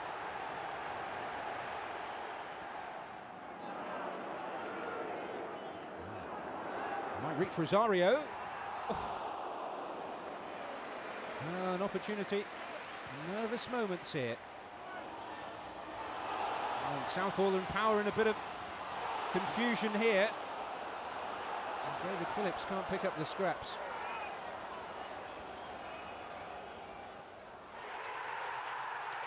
Everton's day, their 9th title. I'm absolutely delighted, really. I mean, it's been tremendously satisfying to win the championship again after narrowly missing out last season. And even better for taking from Liverpool. You don't mind who you take championships off. As I say, that, I mean, our fans were desperately disappointed we missed out on the League Championship and the FA Cup last season to Liverpool. And we've reversed it this season. The players did eventually make their way back to the dressing room and back onto the team bus. It was on the long road back to Merseyside that one of the most famous parties in the club's history took place. And I always remember coming onto the bus afterwards, and Terry Darricott, who was our assistant at the time, said to the driver, make sure you don't go over 50 mile an hour. And Norwich in those days was a heck of a journey, like 5 hours, whatever. I think the journey We ended up for about 8 hours or something. We took our time, came back, maybe stopped off a few times at local hostelries and enjoyed the atmosphere there. But a fantastic trip back, because when you look at the 2 championship winning sides, I think everybody could name the first championship winning sides, the team that won the Cup Winners' Cup final. But when you talk about the second championship, it was more of a squad effort. We had a lot of injuries. Howard brought players in who'd done fantastically well for us. So it was more of a squad effort the second time around, but it certainly was a momentous trip home from Norwich. It wasn't far enough, to be honest with you. And the coach went too fast for most of us. He kept telling the driver to slow down and, you know, and take the sights in and that, you know. We didn't want to get back too early because it was such a lovely journey back, you know, and there's a lot of entertainment going on. A few bevies. And to be fair, everyone was there. I went down. I thought I was going down because we were taking extra kit with them, because I was the reserve team coach again. But I was going down as part of the staff, and hopefully to enjoy what would be a great occasion, and it certainly turned out that way. But on the coach going back, everybody was there, all the coaching staff, the medical staff, the chairman, Sir Philip Carter, the secretary, Jim Greenwood, and it was just brilliant. It was brilliant that they were all there to enjoy this journey back, you know. And if you can't enjoy yourself after winning the championship, then it's a sad state of affairs, you know. I know we're all different. We're all different. Some enjoy it in a different way. But it was a sing-song and a few jokes and a few stories and that, you know. It was about 5.5 hours, and I don't think I made Birmingham. Little bit of a sing-song on the way home with Teddy Darracott being the DJ and inviting people up, and it was great because he sort of got on the mic and introduced everybody and asking people to come up, but he was calling it Champion Radio, and it was so funny. And I think them things live with you more than things that happened in the match. You remember them type of things, travelling home on the bus, than you do actually you know, playing the game. Best coach journey I've ever had. I tell you what, Terry Darracott was an absolute star on that coach all the way home. He made everybody get up and do a turn on the mic, like, so even people like Pat Van Den Hout, who, you know, would not entertain that sort of promoting himself in front of everybody else. He'd entertain himself in other ways, like, but probably more quietly, you know. But he had to get up and sing, and everybody. It was a fantastic journey home, like, you know, and all down to Terry. But yeah, it was good to win it away from home. I think it would have been even better if we'd have won it at Goodison though, because you know, it's nice to do it in front of your home crowd, but there was a good following down there as well. Like, you know, it only needed the 1-0 and that was it. Yeah, I mean, it's amazing how it works out. Going back there and Pat Van Den Hout getting the vital goal. I mean, it would have been nice to have had a home game where we clinched it, but you know, it was as far away as we could possibly be, and I always remember the trip home was absolutely magnificent. You know, that he was singing and Terry Darracott on the microphone. Great memories of the trip home. But it was absolutely a big relief, you know, because it's a long season and it's the marathon, isn't it? You know, people win the cup and it's a one-off. But over a season, the relief amongst the lads that we'd actually clinched the title, you know, it took some getting over, and we had enough time to get over it on the 5 hours home on the trip. I remember the clips from it and how I'd fallen off his seat in the dugout, which is always good memories. But certainly now it's the journey back from Norwich was great. I mean, it's like everything that you want, and you know, you've won the championship again. To win it the first time was great. It's a new experience, but to actually, the way it happened with the amount of players that we used, it was really a squad victory over this, you know, for winning the championship. So it was great memories. That journey back, and obviously longing to the night. I sat at the front with Colin. And of course the mic was plugged into the dashboard, and we'd not got underway very long, and I'd got hold of the mic and decided to be the MC for the evening, you know. And I said, we'll be calling up some guest singers and whatever, you know. And I gave a song and it was acting the goat, and just trying to, you know, keep everybody going because of the long journey home. And then we invited guest singers up, you know, and we had plenty of them on that trip. It was absolutely, they were brilliant, you know. I can remember 2 or 3 of them. There was a few of them wouldn't do it. I mean, Neville would never get up and sing. Pat Van Den Hauwe would never get up and sing. They wouldn't entertain that. Them two, get lost, I'm not doing that, you know. But there was plenty of them that wanted to, you know. And the ones I remember the most, that Dave Watson used to sing Two Little Boys, the Rolf Harris song, you know. And he was brilliant. He played the part, you know. Ian Snodden sang, I don't know the title, it's Trailers for Sailor Rent, and he knew every word to that, and he really put his heart and soul into that. Paul Power sang the Music Man, and he was great at that, and he could play the part while he was singing that, you know, and the lads liked it. He got a bit of stick for that, but I mean, lads liked it. And a few of the others got up, but I can't remember the songs as well as them three, you know. And Adrian Heath would do Frank Sinatra, I think. Adrian Heath thought he was Frank Sinatra, you know. And he would sing, he'd probably sing My Way or something like that, you know. But the atmosphere was brilliant, and we had to drop one or two of them off coming back because, you know, they leave cars at different places and that, you know, at the time. And but by the time we got back to Belfield, you knew you'd been on a trip, you know. But just the thought of getting back and recalling what had gone on, you know, and the fact that Everton were champions was unbelievable, really was. The night couldn't have gone on long enough for most of us, you know. What a day and what a way to celebrate. But before the trophy presentation party could begin at Goodison Park, 5 days later, Everton had Luton Town to contend with, and 2 goals from Trevor Stephen were enough to earn him the mantle of leading marksman for the season.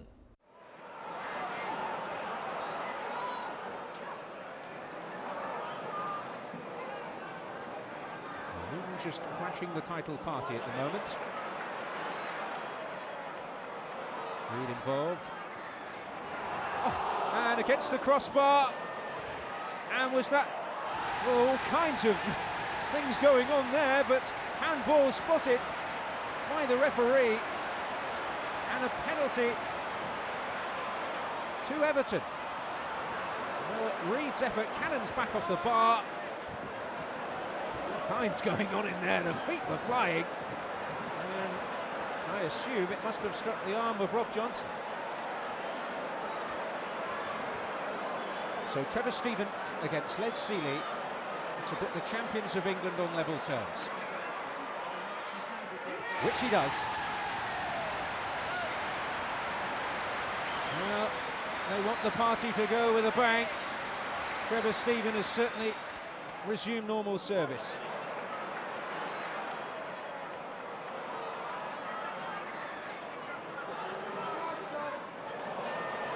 Stephen. Oh, and is he brought down? There he is. Stacey North with a challenge.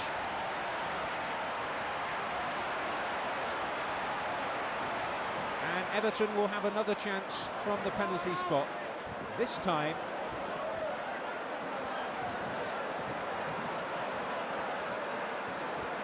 to give Everton the lead.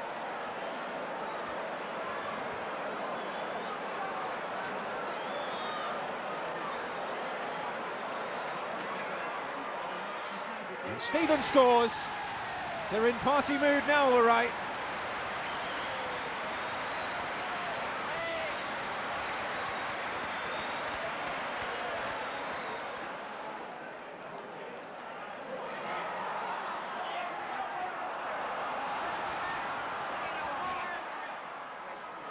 And Stevens coming in, and it's in.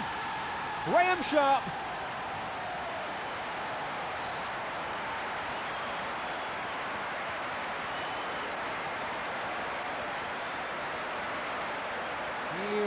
It up in style. Another win, but once again a match between Everton and Luton Town had an edge to it. There was never any love lost between the Toffees and the Hatters in the 1980s. Very tasty, and funny enough, I was speaking to Steve Foster, who came up against many times at Luton. We were in La Manga in the summer, and we were just talking about in that last game, and we said, what was the script? Because I remember going into to the late Les Seeley, you know, for a challenge, and I caught him in the head and he was unconscious for a bit, and that sort of just kicked it off a little bit. But speaking to Steve Foster afterwards, and they had something against Everton. I don't know whether doing with semi-finals, we always used to beat them or whatever, but they had Mick Harford in there, they had Mal Donaghy, so they had a few scrappers, So even when we were getting presented with the trophy that day, Mick Harford was waiting at the side of the pitch. He wanted to start it all off again, kick it off in the tunnel. Big Steve Foster was telling us this. It was incredible. They just did not like us. We didn't like them. But we just had this little bit of rivalry between us. But even then, in the last game, they had nothing to play for. We thought we'll just go out here. It's going to be a jolly. They'll come and respect us. But that wasn't the case. I think the Sealy incident maybe sparked it off a little bit with a bit of a goal going down the tunnel at half time. So it certainly was lively, considering it was an end of season, getting the trophy presented. And as I said, they had a dislike to us, but we had one for them as well. I think that's what made us such a good side, is because we were a team that could mix our game. If people wanted to have a battle against us, we'd have a battle against them. If they'd let us play football, we'd play football. And I think that's what's so good about the side right the way through, that we could mix and match. Derek Mantfield had lost his place in the team when Dave Watson joined the club, but he was still popular with the fans, and it was great for him to score the final goal of the season. A fitting way for a memorable campaign to end. The Toffees were the champions for a 9th time, whilst the main man, Howard Kendall, was an automatic and popular choice as Manager of the Year. It was time to reflect on all of those who had made such a huge contribution. Paul Power's the ultimate professional footballer, fantastic man. All those years of service at Man City, never won anything at all. Man City through and through, and Howard, just said, you come over, you might only have one season. You'll be a squad member, you can fill in at various places when we get in. And of course he played, I think, virtually every league game. Missed 2, I think, towards the end. But he was absolutely fantastic. And again, come the end of the season, I remember distinctly going downstairs and talking to him, because he is one of the sort of intelligentsia of your modern footballers. Is Paul Powell, lovely bloke, very intelligent. And he said, I can't believe this. He said, I spent all those years at Man City, won absolutely nothing. I come here for one glorious season, and he said, I've won the league championship medal. But he was fantastic that season, absolutely fantastic. All winning sides are easy teams to captain. You ask any captain of every great side. You'll say that you're lucky that you had instrumental people in that team that were, like I say, figureheads and strong characters. But all good sides have got them. We were lucky that we had the likes of Andy Gray when he was here.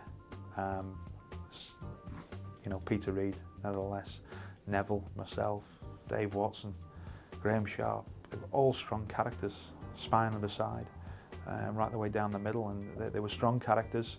That's not to say Kev Sheedy wasn't a strong character or Trevor Stevens. They would have the say, but they were a little bit more quieter on the pitch. But when you've got players like that around you, it does make things a little bit easier as a captain. Kevin Ratcliffe was fantastic, and I remember when I started covering Everton, 80, 81, just around the time Howard arrived, he was looking, he always said that you need a strong defence. If you're going to win anything, you have to have A, a strong defence, and B, a natural born leader in the middle of that defence. And Ratcliffe just epitomised that. He was fantastic. I mean, bearing in mind that you had Ratcliffe and then you had Neville Southall behind him. I mean, it's not impregnable, but it's as good as it's going to get. I mean, Ratcliffe was a fantastic player and completely underrated. I mean, it always amazes me, apart from Evertonians, when they're drawing up lists of the best centre-backs of the last 20, 30 years, he never ever gets a mention. And I find that really strange. I think Terry was a reserve team coach, if I can remember rightly. But I think on every trip, because we never played on Saturdays as reserves then, that he travelled with the first team. And he was a character. Terry was no doubt a character. And a good disciplinarian as well with the lads. They knew that they couldn't sort of overstep the line with him. And I think that's what we give him. We give him the utter respect. And we had a great time. Terry was completely different to somebody like Colin, Colin was more of the serious type and, wanting to get the training right and you be right. Terry'd want to do that. But he had this lighter side to him where he relaxed more and was still maybe one of the boys, if you know what I mean. And yeah, he was, like I say, great person to have around, great coach to have around. And that was, like I say, with Howard bringing these people in, the likes of Colin, because I mean, obviously he promoted him from reserve team coach to first team coach. And with Terry being there as well, Terry was excellent. Well, I couldn't speak highly enough of Colin Harvey. I mean, I've known him since I was a young boy, from the day I first walked into Everton in 1966.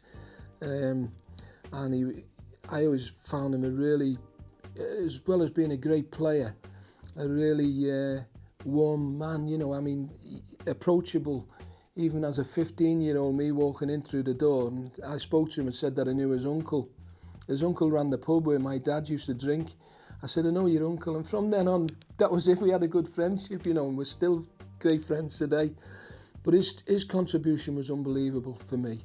And I learnt a lot off Colin Harvey and used to watch him working, and his dedication and attention to detail was unbelievable.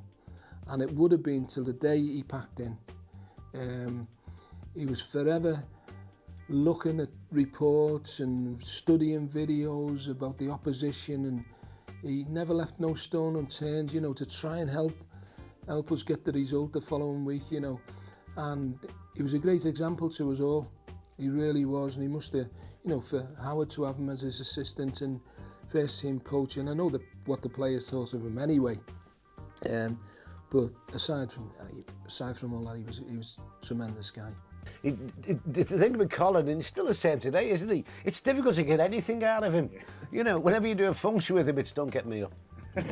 You know, he was almost a quiet man, but apparently when he is in there in charge of the team, because I spoke to some of the people who were in the team under him, you know, and he said he was a totally different man when he got on the training ground and in the dressing room. He was authority. There's no frills about Colin or Howard.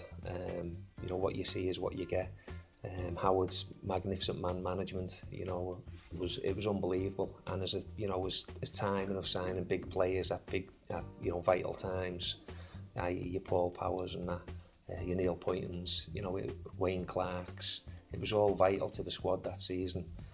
Colin, on the other hand, Colin doesn't change. If you've just won the cup, it doesn't matter. Colin will have a smile, but then he'll be looking to the next training session. Colin, he was such a good professional, and you know, when you see him these days as well, he's still in good nick. Colin. Howard, you know, used to let his hair down when he had some, and Colin would keep his feet on the ground a little bit more. But yeah, great team, great partnership.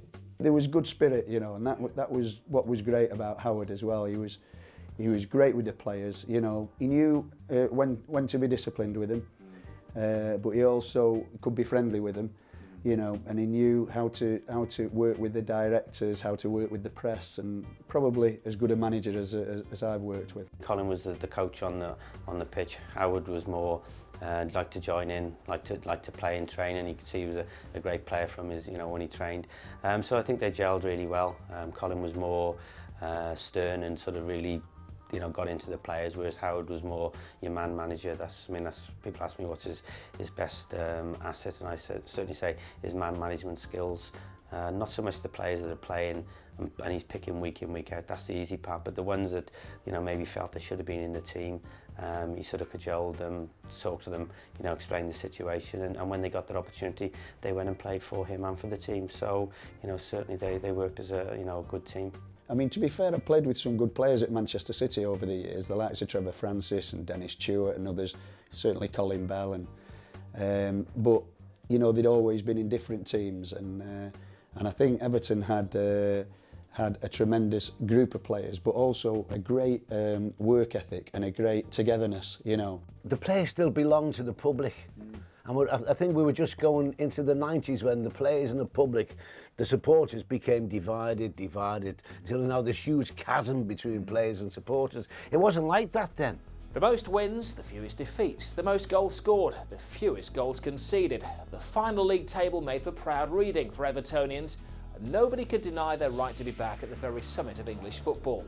Howard Kendall once again won the Manager of the Year, and only an astonishing goals campaign from Tottenham's Clive Allen surely prevented Kevin Ratcliffe from winning the Players' Award.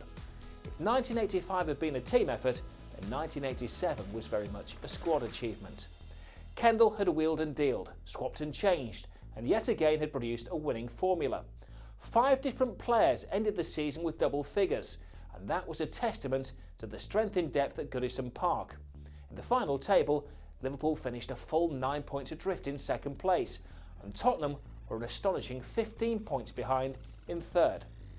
Elsewhere in 1986-87, Sir Alex Ferguson took over at Old Trafford. Instead, Manchester United to a comfortable mid-table finish. Coventry City won their first ever major trophy, the FA Cup final at Wembley. Alan Ball led Portsmouth to promotion from the second division, and as ever, there was a sting in the tail for the Everton supporters when Howard Kendall left the club in the summer to try his luck in Spain with Athletic Bilbao. But that's another story. Everton were the champions again, there's no doubt about it. 1986-87 was a season to remember. Well, 22 teams dreamed of it in August.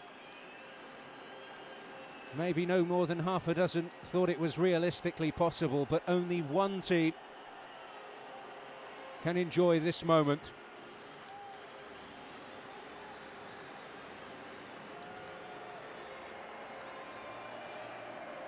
Kevin Ratcliffe, as he did 2 years ago, will lead his team forward. 2 trophies this year. Bobby Robson, the England manager there, will present the Today League sponsors memento, but the trophy on the right is the one that everybody's interested in. Philip Carter, the Football League chairman, will enjoy this moment more than most. Everton Football Club are the kings of English football. Well, not the most graceful lift of the trophy you've ever seen, but who cares about that? Kevin Ratcliffe proudly shows off the trophy. Graham Sharp, a season blighted by injury, but the ultimate prize, the ultimate cure. Dave Watson in his first season at the football club. Ian Snowden, another newcomer. Alan Harper, such a vital figure in the supporting cast. Trevor Stephen. Peter Reid. Adrian Heath there. And credit the late season contribution of Wayne Clark. His goals proved vital. Kevin Sheedy, the season of his life. Bobby Mims, an important figure during the early stages of the season. Paul Power, another who suffered during the campaign, as has Derek Mountfield. And last but not least, Neil Poynton. And as you reel off the names, you realise what a triumph it has been, not for 11 players, but for a whole squad. The squad which has proved itself once again to be the best in England.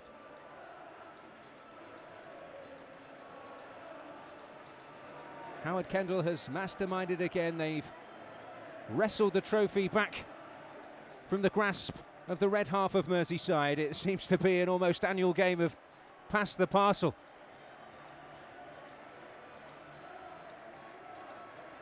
But Everton celebrate for the 9th time the capture of the Football League Championship.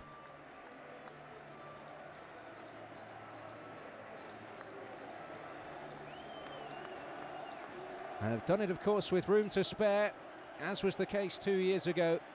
Some stylish football throughout the campaign. The Goodison Park faithful have been able to witness. The table doesn't lie after 42 games. And Everton, the cream of the crop.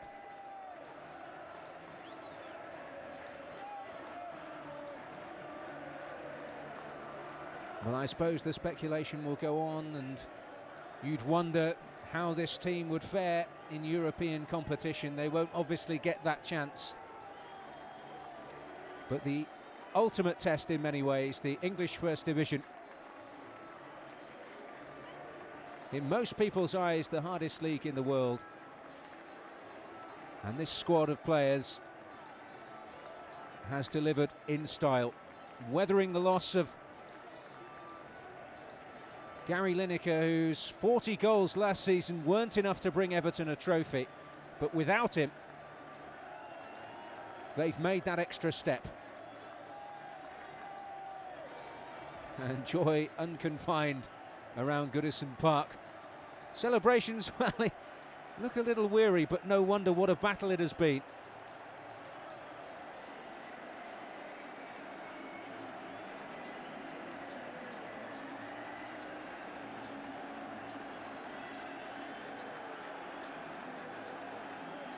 But Kevin Ratcliffe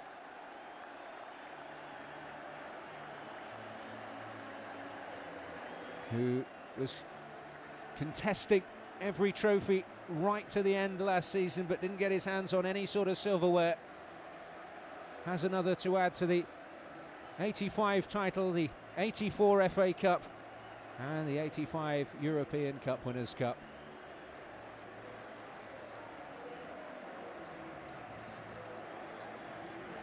Well, they've certainly written their own chapter in this great club's history.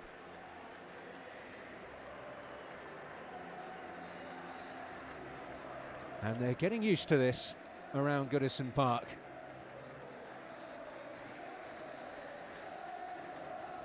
Peter Reid, who didn't enjoy as much of the campaign as he would have liked, but he's certainly enjoying this moment right now.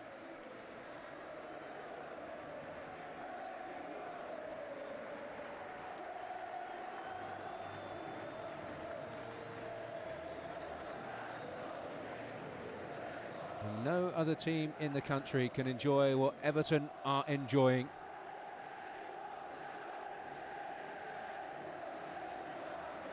The Football League champions, 1986-1987.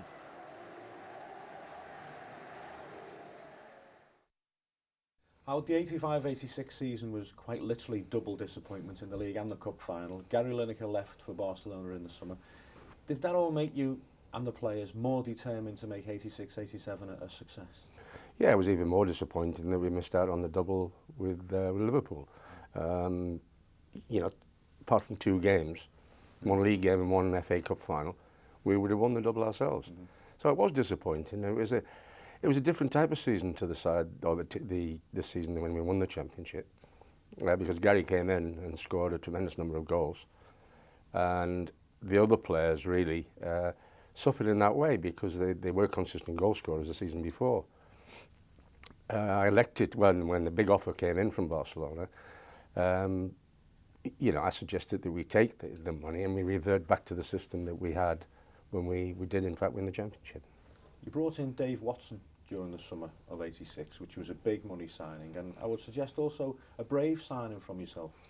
Well, it was £900,000 from Norwich, and I remember Ken Brown, the manager at Norwich, saying when I was making the offers and we eventually came to an agreement, it's like cutting off my right arm, because he was a great leader. Led by example, and I decided with the problems that Derek Mountfield had at the time, with injuries, I couldn't go into the season really without an established centre-half. Kevin Langley and Neil Adams were perhaps a bit more of a gamble. They were unknown quantities to a certain extent, particularly Kevin. Yeah, you were bolstering your squad, and the lads had ability. At the same time, you do take a chance when you bring players from the lower leagues. Kevin Langley started well, didn't he? Yeah, he did. He was a good footballer. I mean, if anything, when you look back on them, he lacked a little bit of pace. And, you know, that apart from that, he was an intelligent footballer. He was a good passer of the ball, good reader of the game. But unfortunately, at the top level, you just need that little bit of extra zip. Another of your inspired signings was Bobby Mims. He started that season in goal because Neville was still out. He was so solid, Mimsy, wasn't he? Bobby was an under-21 international when I first saw him. He was playing for Rotherham, and we needed a young goalkeeper as cover for Neville. When he did get his opportunity through Neville's injury, he took it very well. In fact, I mean, he was tremendous in the cup run. I mean, people point the finger in the final, possibly, you know, to point the finger at a couple of goals that were scored against him, but he got us there, or he helped get us there. It was a nice, solid start to the 86-87 season, and people forget that we were without Neville Southall, we were without Reedy, we were without Pat van den Houw, so it must have been nice for yourself that we did get off to a nice start. Well, it always is important to get off to a nice start, but at the same time, I mean, these lads that came in lifted themselves. You know, they had the opportunity of playing for a championship winning side, and they really lifted the game. We got a good set of wins together over Christmas and New Year, 6 straight wins I think it was, including a 4-0 win against Newcastle on Boxing Day, which was a fabulous performance. Yeah, I think in that season that stands out.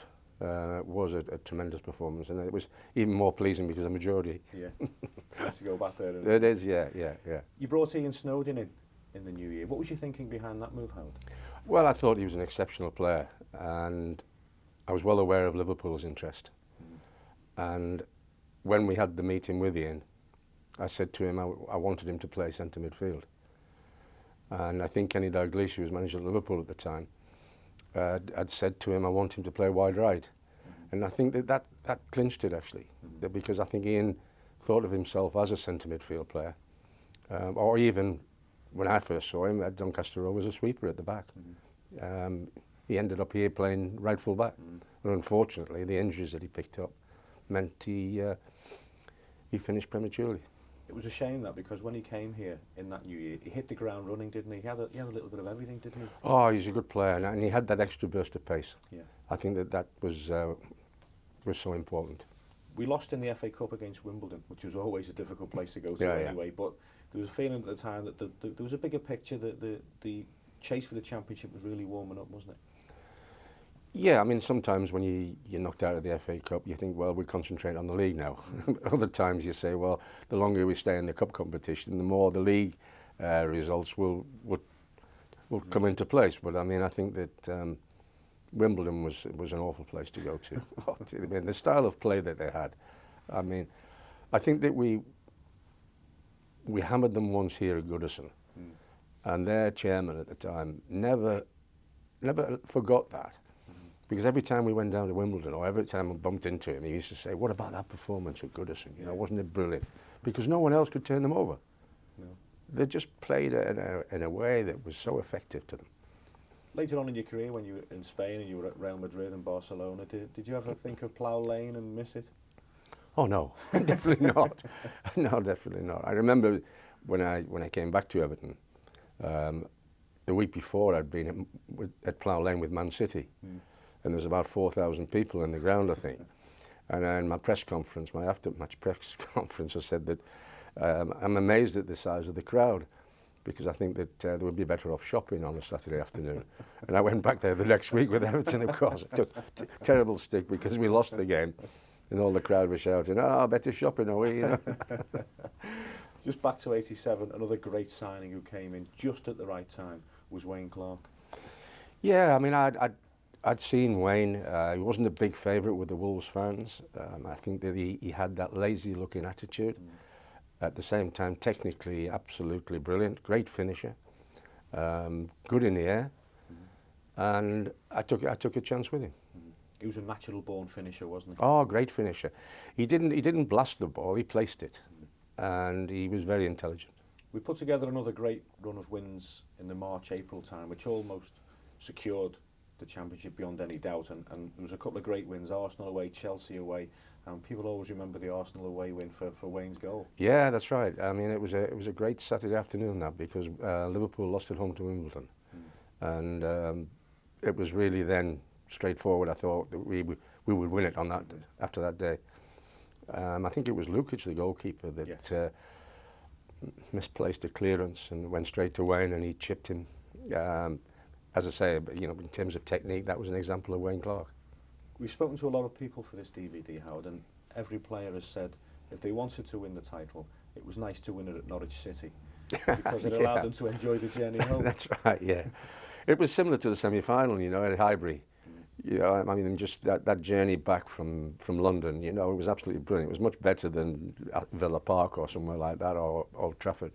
So, I mean, Norwich was ideal. I think one of the players went to the front of the driver and said, you know, we don't want you going above 40 miles an hour all the way back. It took about 8 hours, but who cared?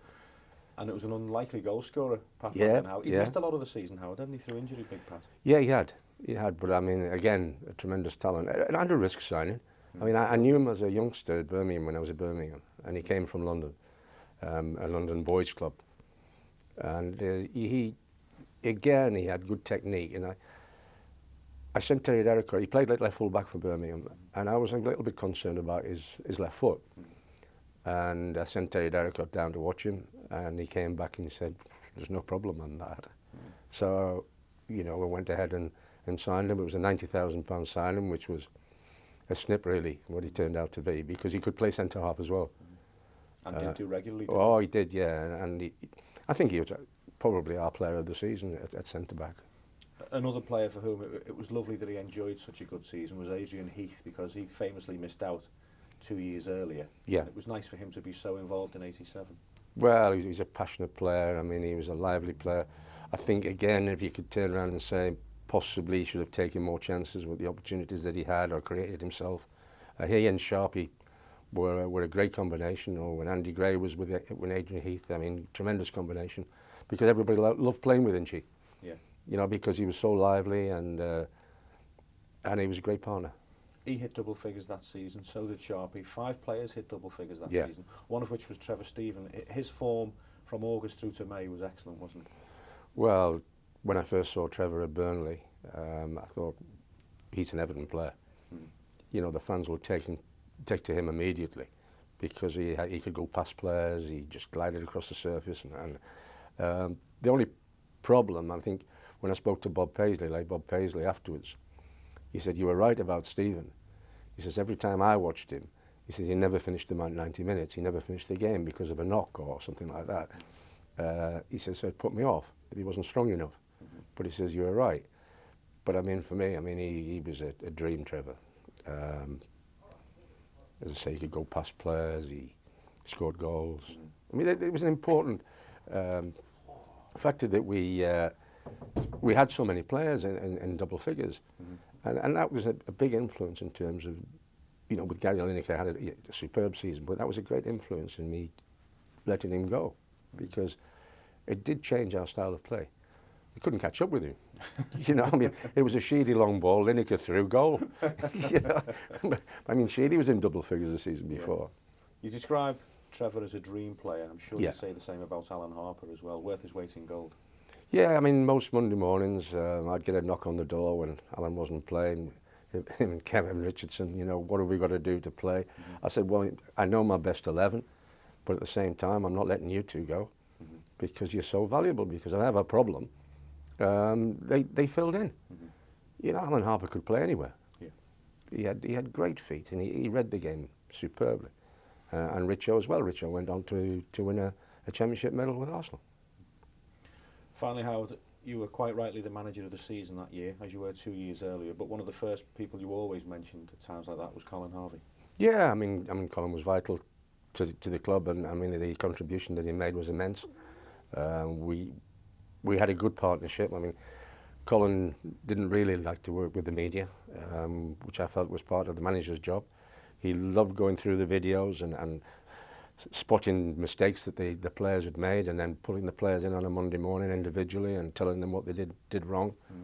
And we didn't have the technology in those days. He went home all weekend and stopped it and started it and stopped it and started it. So, no, we had a great relationship. And I mean, he was a great example on the training ground, as he was as a player. Does it seem 20 years ago? No. No, certainly not. No. Saturday was always the highlight of the week. When Everton were at home, obviously. Used to go down there with me, sometimes with my dad, sometimes with my older brother. And then it was trying to find the crate at the front of the Gladys Street to try and stand on to watch the game. It was, you know, Goodison was absolutely buzzing then. It was we had a great team, and you know, we were getting results and trophies to go with that at the time. You know, so very lucky really that, you know, when I started to really go and watch the game properly, that it was probably, well, it was Everton's most successful period. So a little bit spoilt, but you know, just there sometimes behind the barriers, getting lifted up on top of them to try and see everything what was going on. And then when there was a goal, you know, the big rush, getting shoved forward or getting thrown forward, you know. So great memories, and you know, it's sad that they're not like that anymore. But you know, they were for the right reasons. Did you used to keep an eye on Dave Watson and Kevin Ratcliffe as a budding centre half yourself? Well, it was weird because I wasn't centre half when I was a kid. I was more of a, you know, well, when I first started playing, I was a striker, and then I went to left wing, and then started playing in midfield. You know, so my heroes were was Graham Sharp and Peter Reid. They were my main two heroes. You know, I used to love watching them all the time and trying to get their autographs at the end of the game. You know, rushing down to get them, and they were the main two that stuck out for me. Some centre forward, Sharpie, wasn't he? Fantastic. I remember I was fortunate enough that when I started playing football, we had a 18 game here against them for Bolton, and Sharpie must have been coming back from an injury, and I had the pleasure of playing against them. You know, and it was just total awe for 90 minutes. You know, I started playing. It was the way I started playing centre half was that we had a few injuries at Bolton, and you know, I asked to get played there one day, and then I went there, and then not so long after we played this game against Everton, and you know, I'm walking out and I'm absolutely, you know, me kecks. And you see Sharpie walk out, and he was a you know, big guy, you know, big broad shoulders, you know, and like when the game started, the balls were coming up to him, and I was thinking, oh no, and he was one of them players that hung in the air for ages. Used to jump really early, you know, you could never get close to him, and you know, playing against him and watching him was exactly the same. He was awesome, you know, he was, you know, great touch for a big fella, good in the air, he was always pulling off his shoulder, you know, just a real clever, very good footballer. What was it about Reedy? Reedy, I suppose, took the same route as you, didn't he? Went away to Bolton to learn his trade and came back to Everton. What did you like about people? I think it was probably just like, all the fans loved Reedy because of his tenacity, and you know, it was never say die. He used to, you know, if someone caught Reedy, then wouldn't be long after where he was trying to get them back, you know, and he was the, you know, we had some great players in midfield, and like Bracewell, Trevor Stephen, Sheedy, we know, they were just to name a few, and Reedy was the one who used to always probably look after them. You know, if one of them got a kick, he was the first one on the scene. You know, and he was basically, you know, you can say a lot of things about players, but he was a legend for Everton. You know, it's as simple as that. Him and Sharpie, you know, you go through all that team. You know, Sheedy, you know, everyone loved Sheedy. As soon as it was a free kick, it was more or less goal. You know, and just great memories at the back. You had Dave Watson, you had Kevin Ratcliffe, who was, you know, obviously rapid. He never used to look like anyone was going to go past him at all. You know, there was so many players in the team that complemented each other, you know, and they looked like, you know, from the outside looking in, they had a great team spirit and all. One person who tends to be overlooked a little bit is Adrian Heath, but he missed the main season, 84-85, through injury, but 86-87 he played a big part, and he was a player. He scored a lot of vital goals for us at that time. You know, they've obviously, you know, Sharp used to take a lot of the brunt, as in, you know, the kicks and that, but, you know, they worked really well together, you know. Inchie was always the one who was always sniffing around Sharpie, you know, for knockdowns, and you know, he come up with some really vital goals for Everton. You know, and they seem to have that squad where no matter who got injured, there was always someone waiting in the wings who could come on in and just do as good as the job. You know, and it was well, I think you ask every Everton team, that was the team that always sticks out for them. We used to go to Goodison every week expecting a win, didn't we? That was the difference. It wasn't just a great team, it just oozed confidence. Yeah, and you know, I'm fortunate enough and all to have conversations with Howard.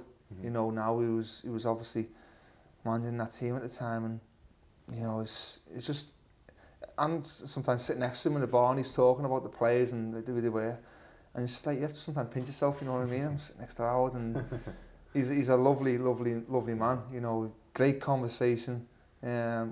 You know, not everyone has that. You sometimes sit with people and sometimes you think, you know, I can't wait to get away here, you know, and you sometimes be polite and, you know, wait for the conversations when and say, oh, I've got to go. But with Howard, you know, you could sit there for hours on end and everything he talks about is interesting. You know, his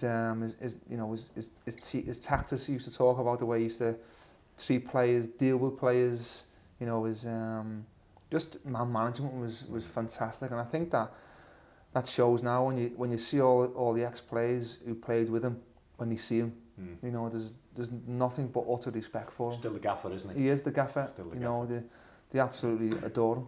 And that season, he made some fantastic signings. He bought Waggy in at the start of the season. And during the season, Ian Snowden and Wayne Clark, who people forget about, and they were two good signings. Yeah, they were. You know, he's fair that you know, now that you mention them, you know, he scored a lot of vital goals in all. Wayne Clark when he came here. You know, a lot of people were looking and thinking, you know, who's that? But you know, he scored some vital goals. Finally, the big fella at the back, you must have played against Neville Southall a couple of times yourself, Al. For me, I even say to this day, and a lot of people say Schmeichel, but for me, he was the best goalkeeper I've ever seen. You know, he was everything you want from a keeper. When you're playing behind someone, he spoke well, he commanded his area.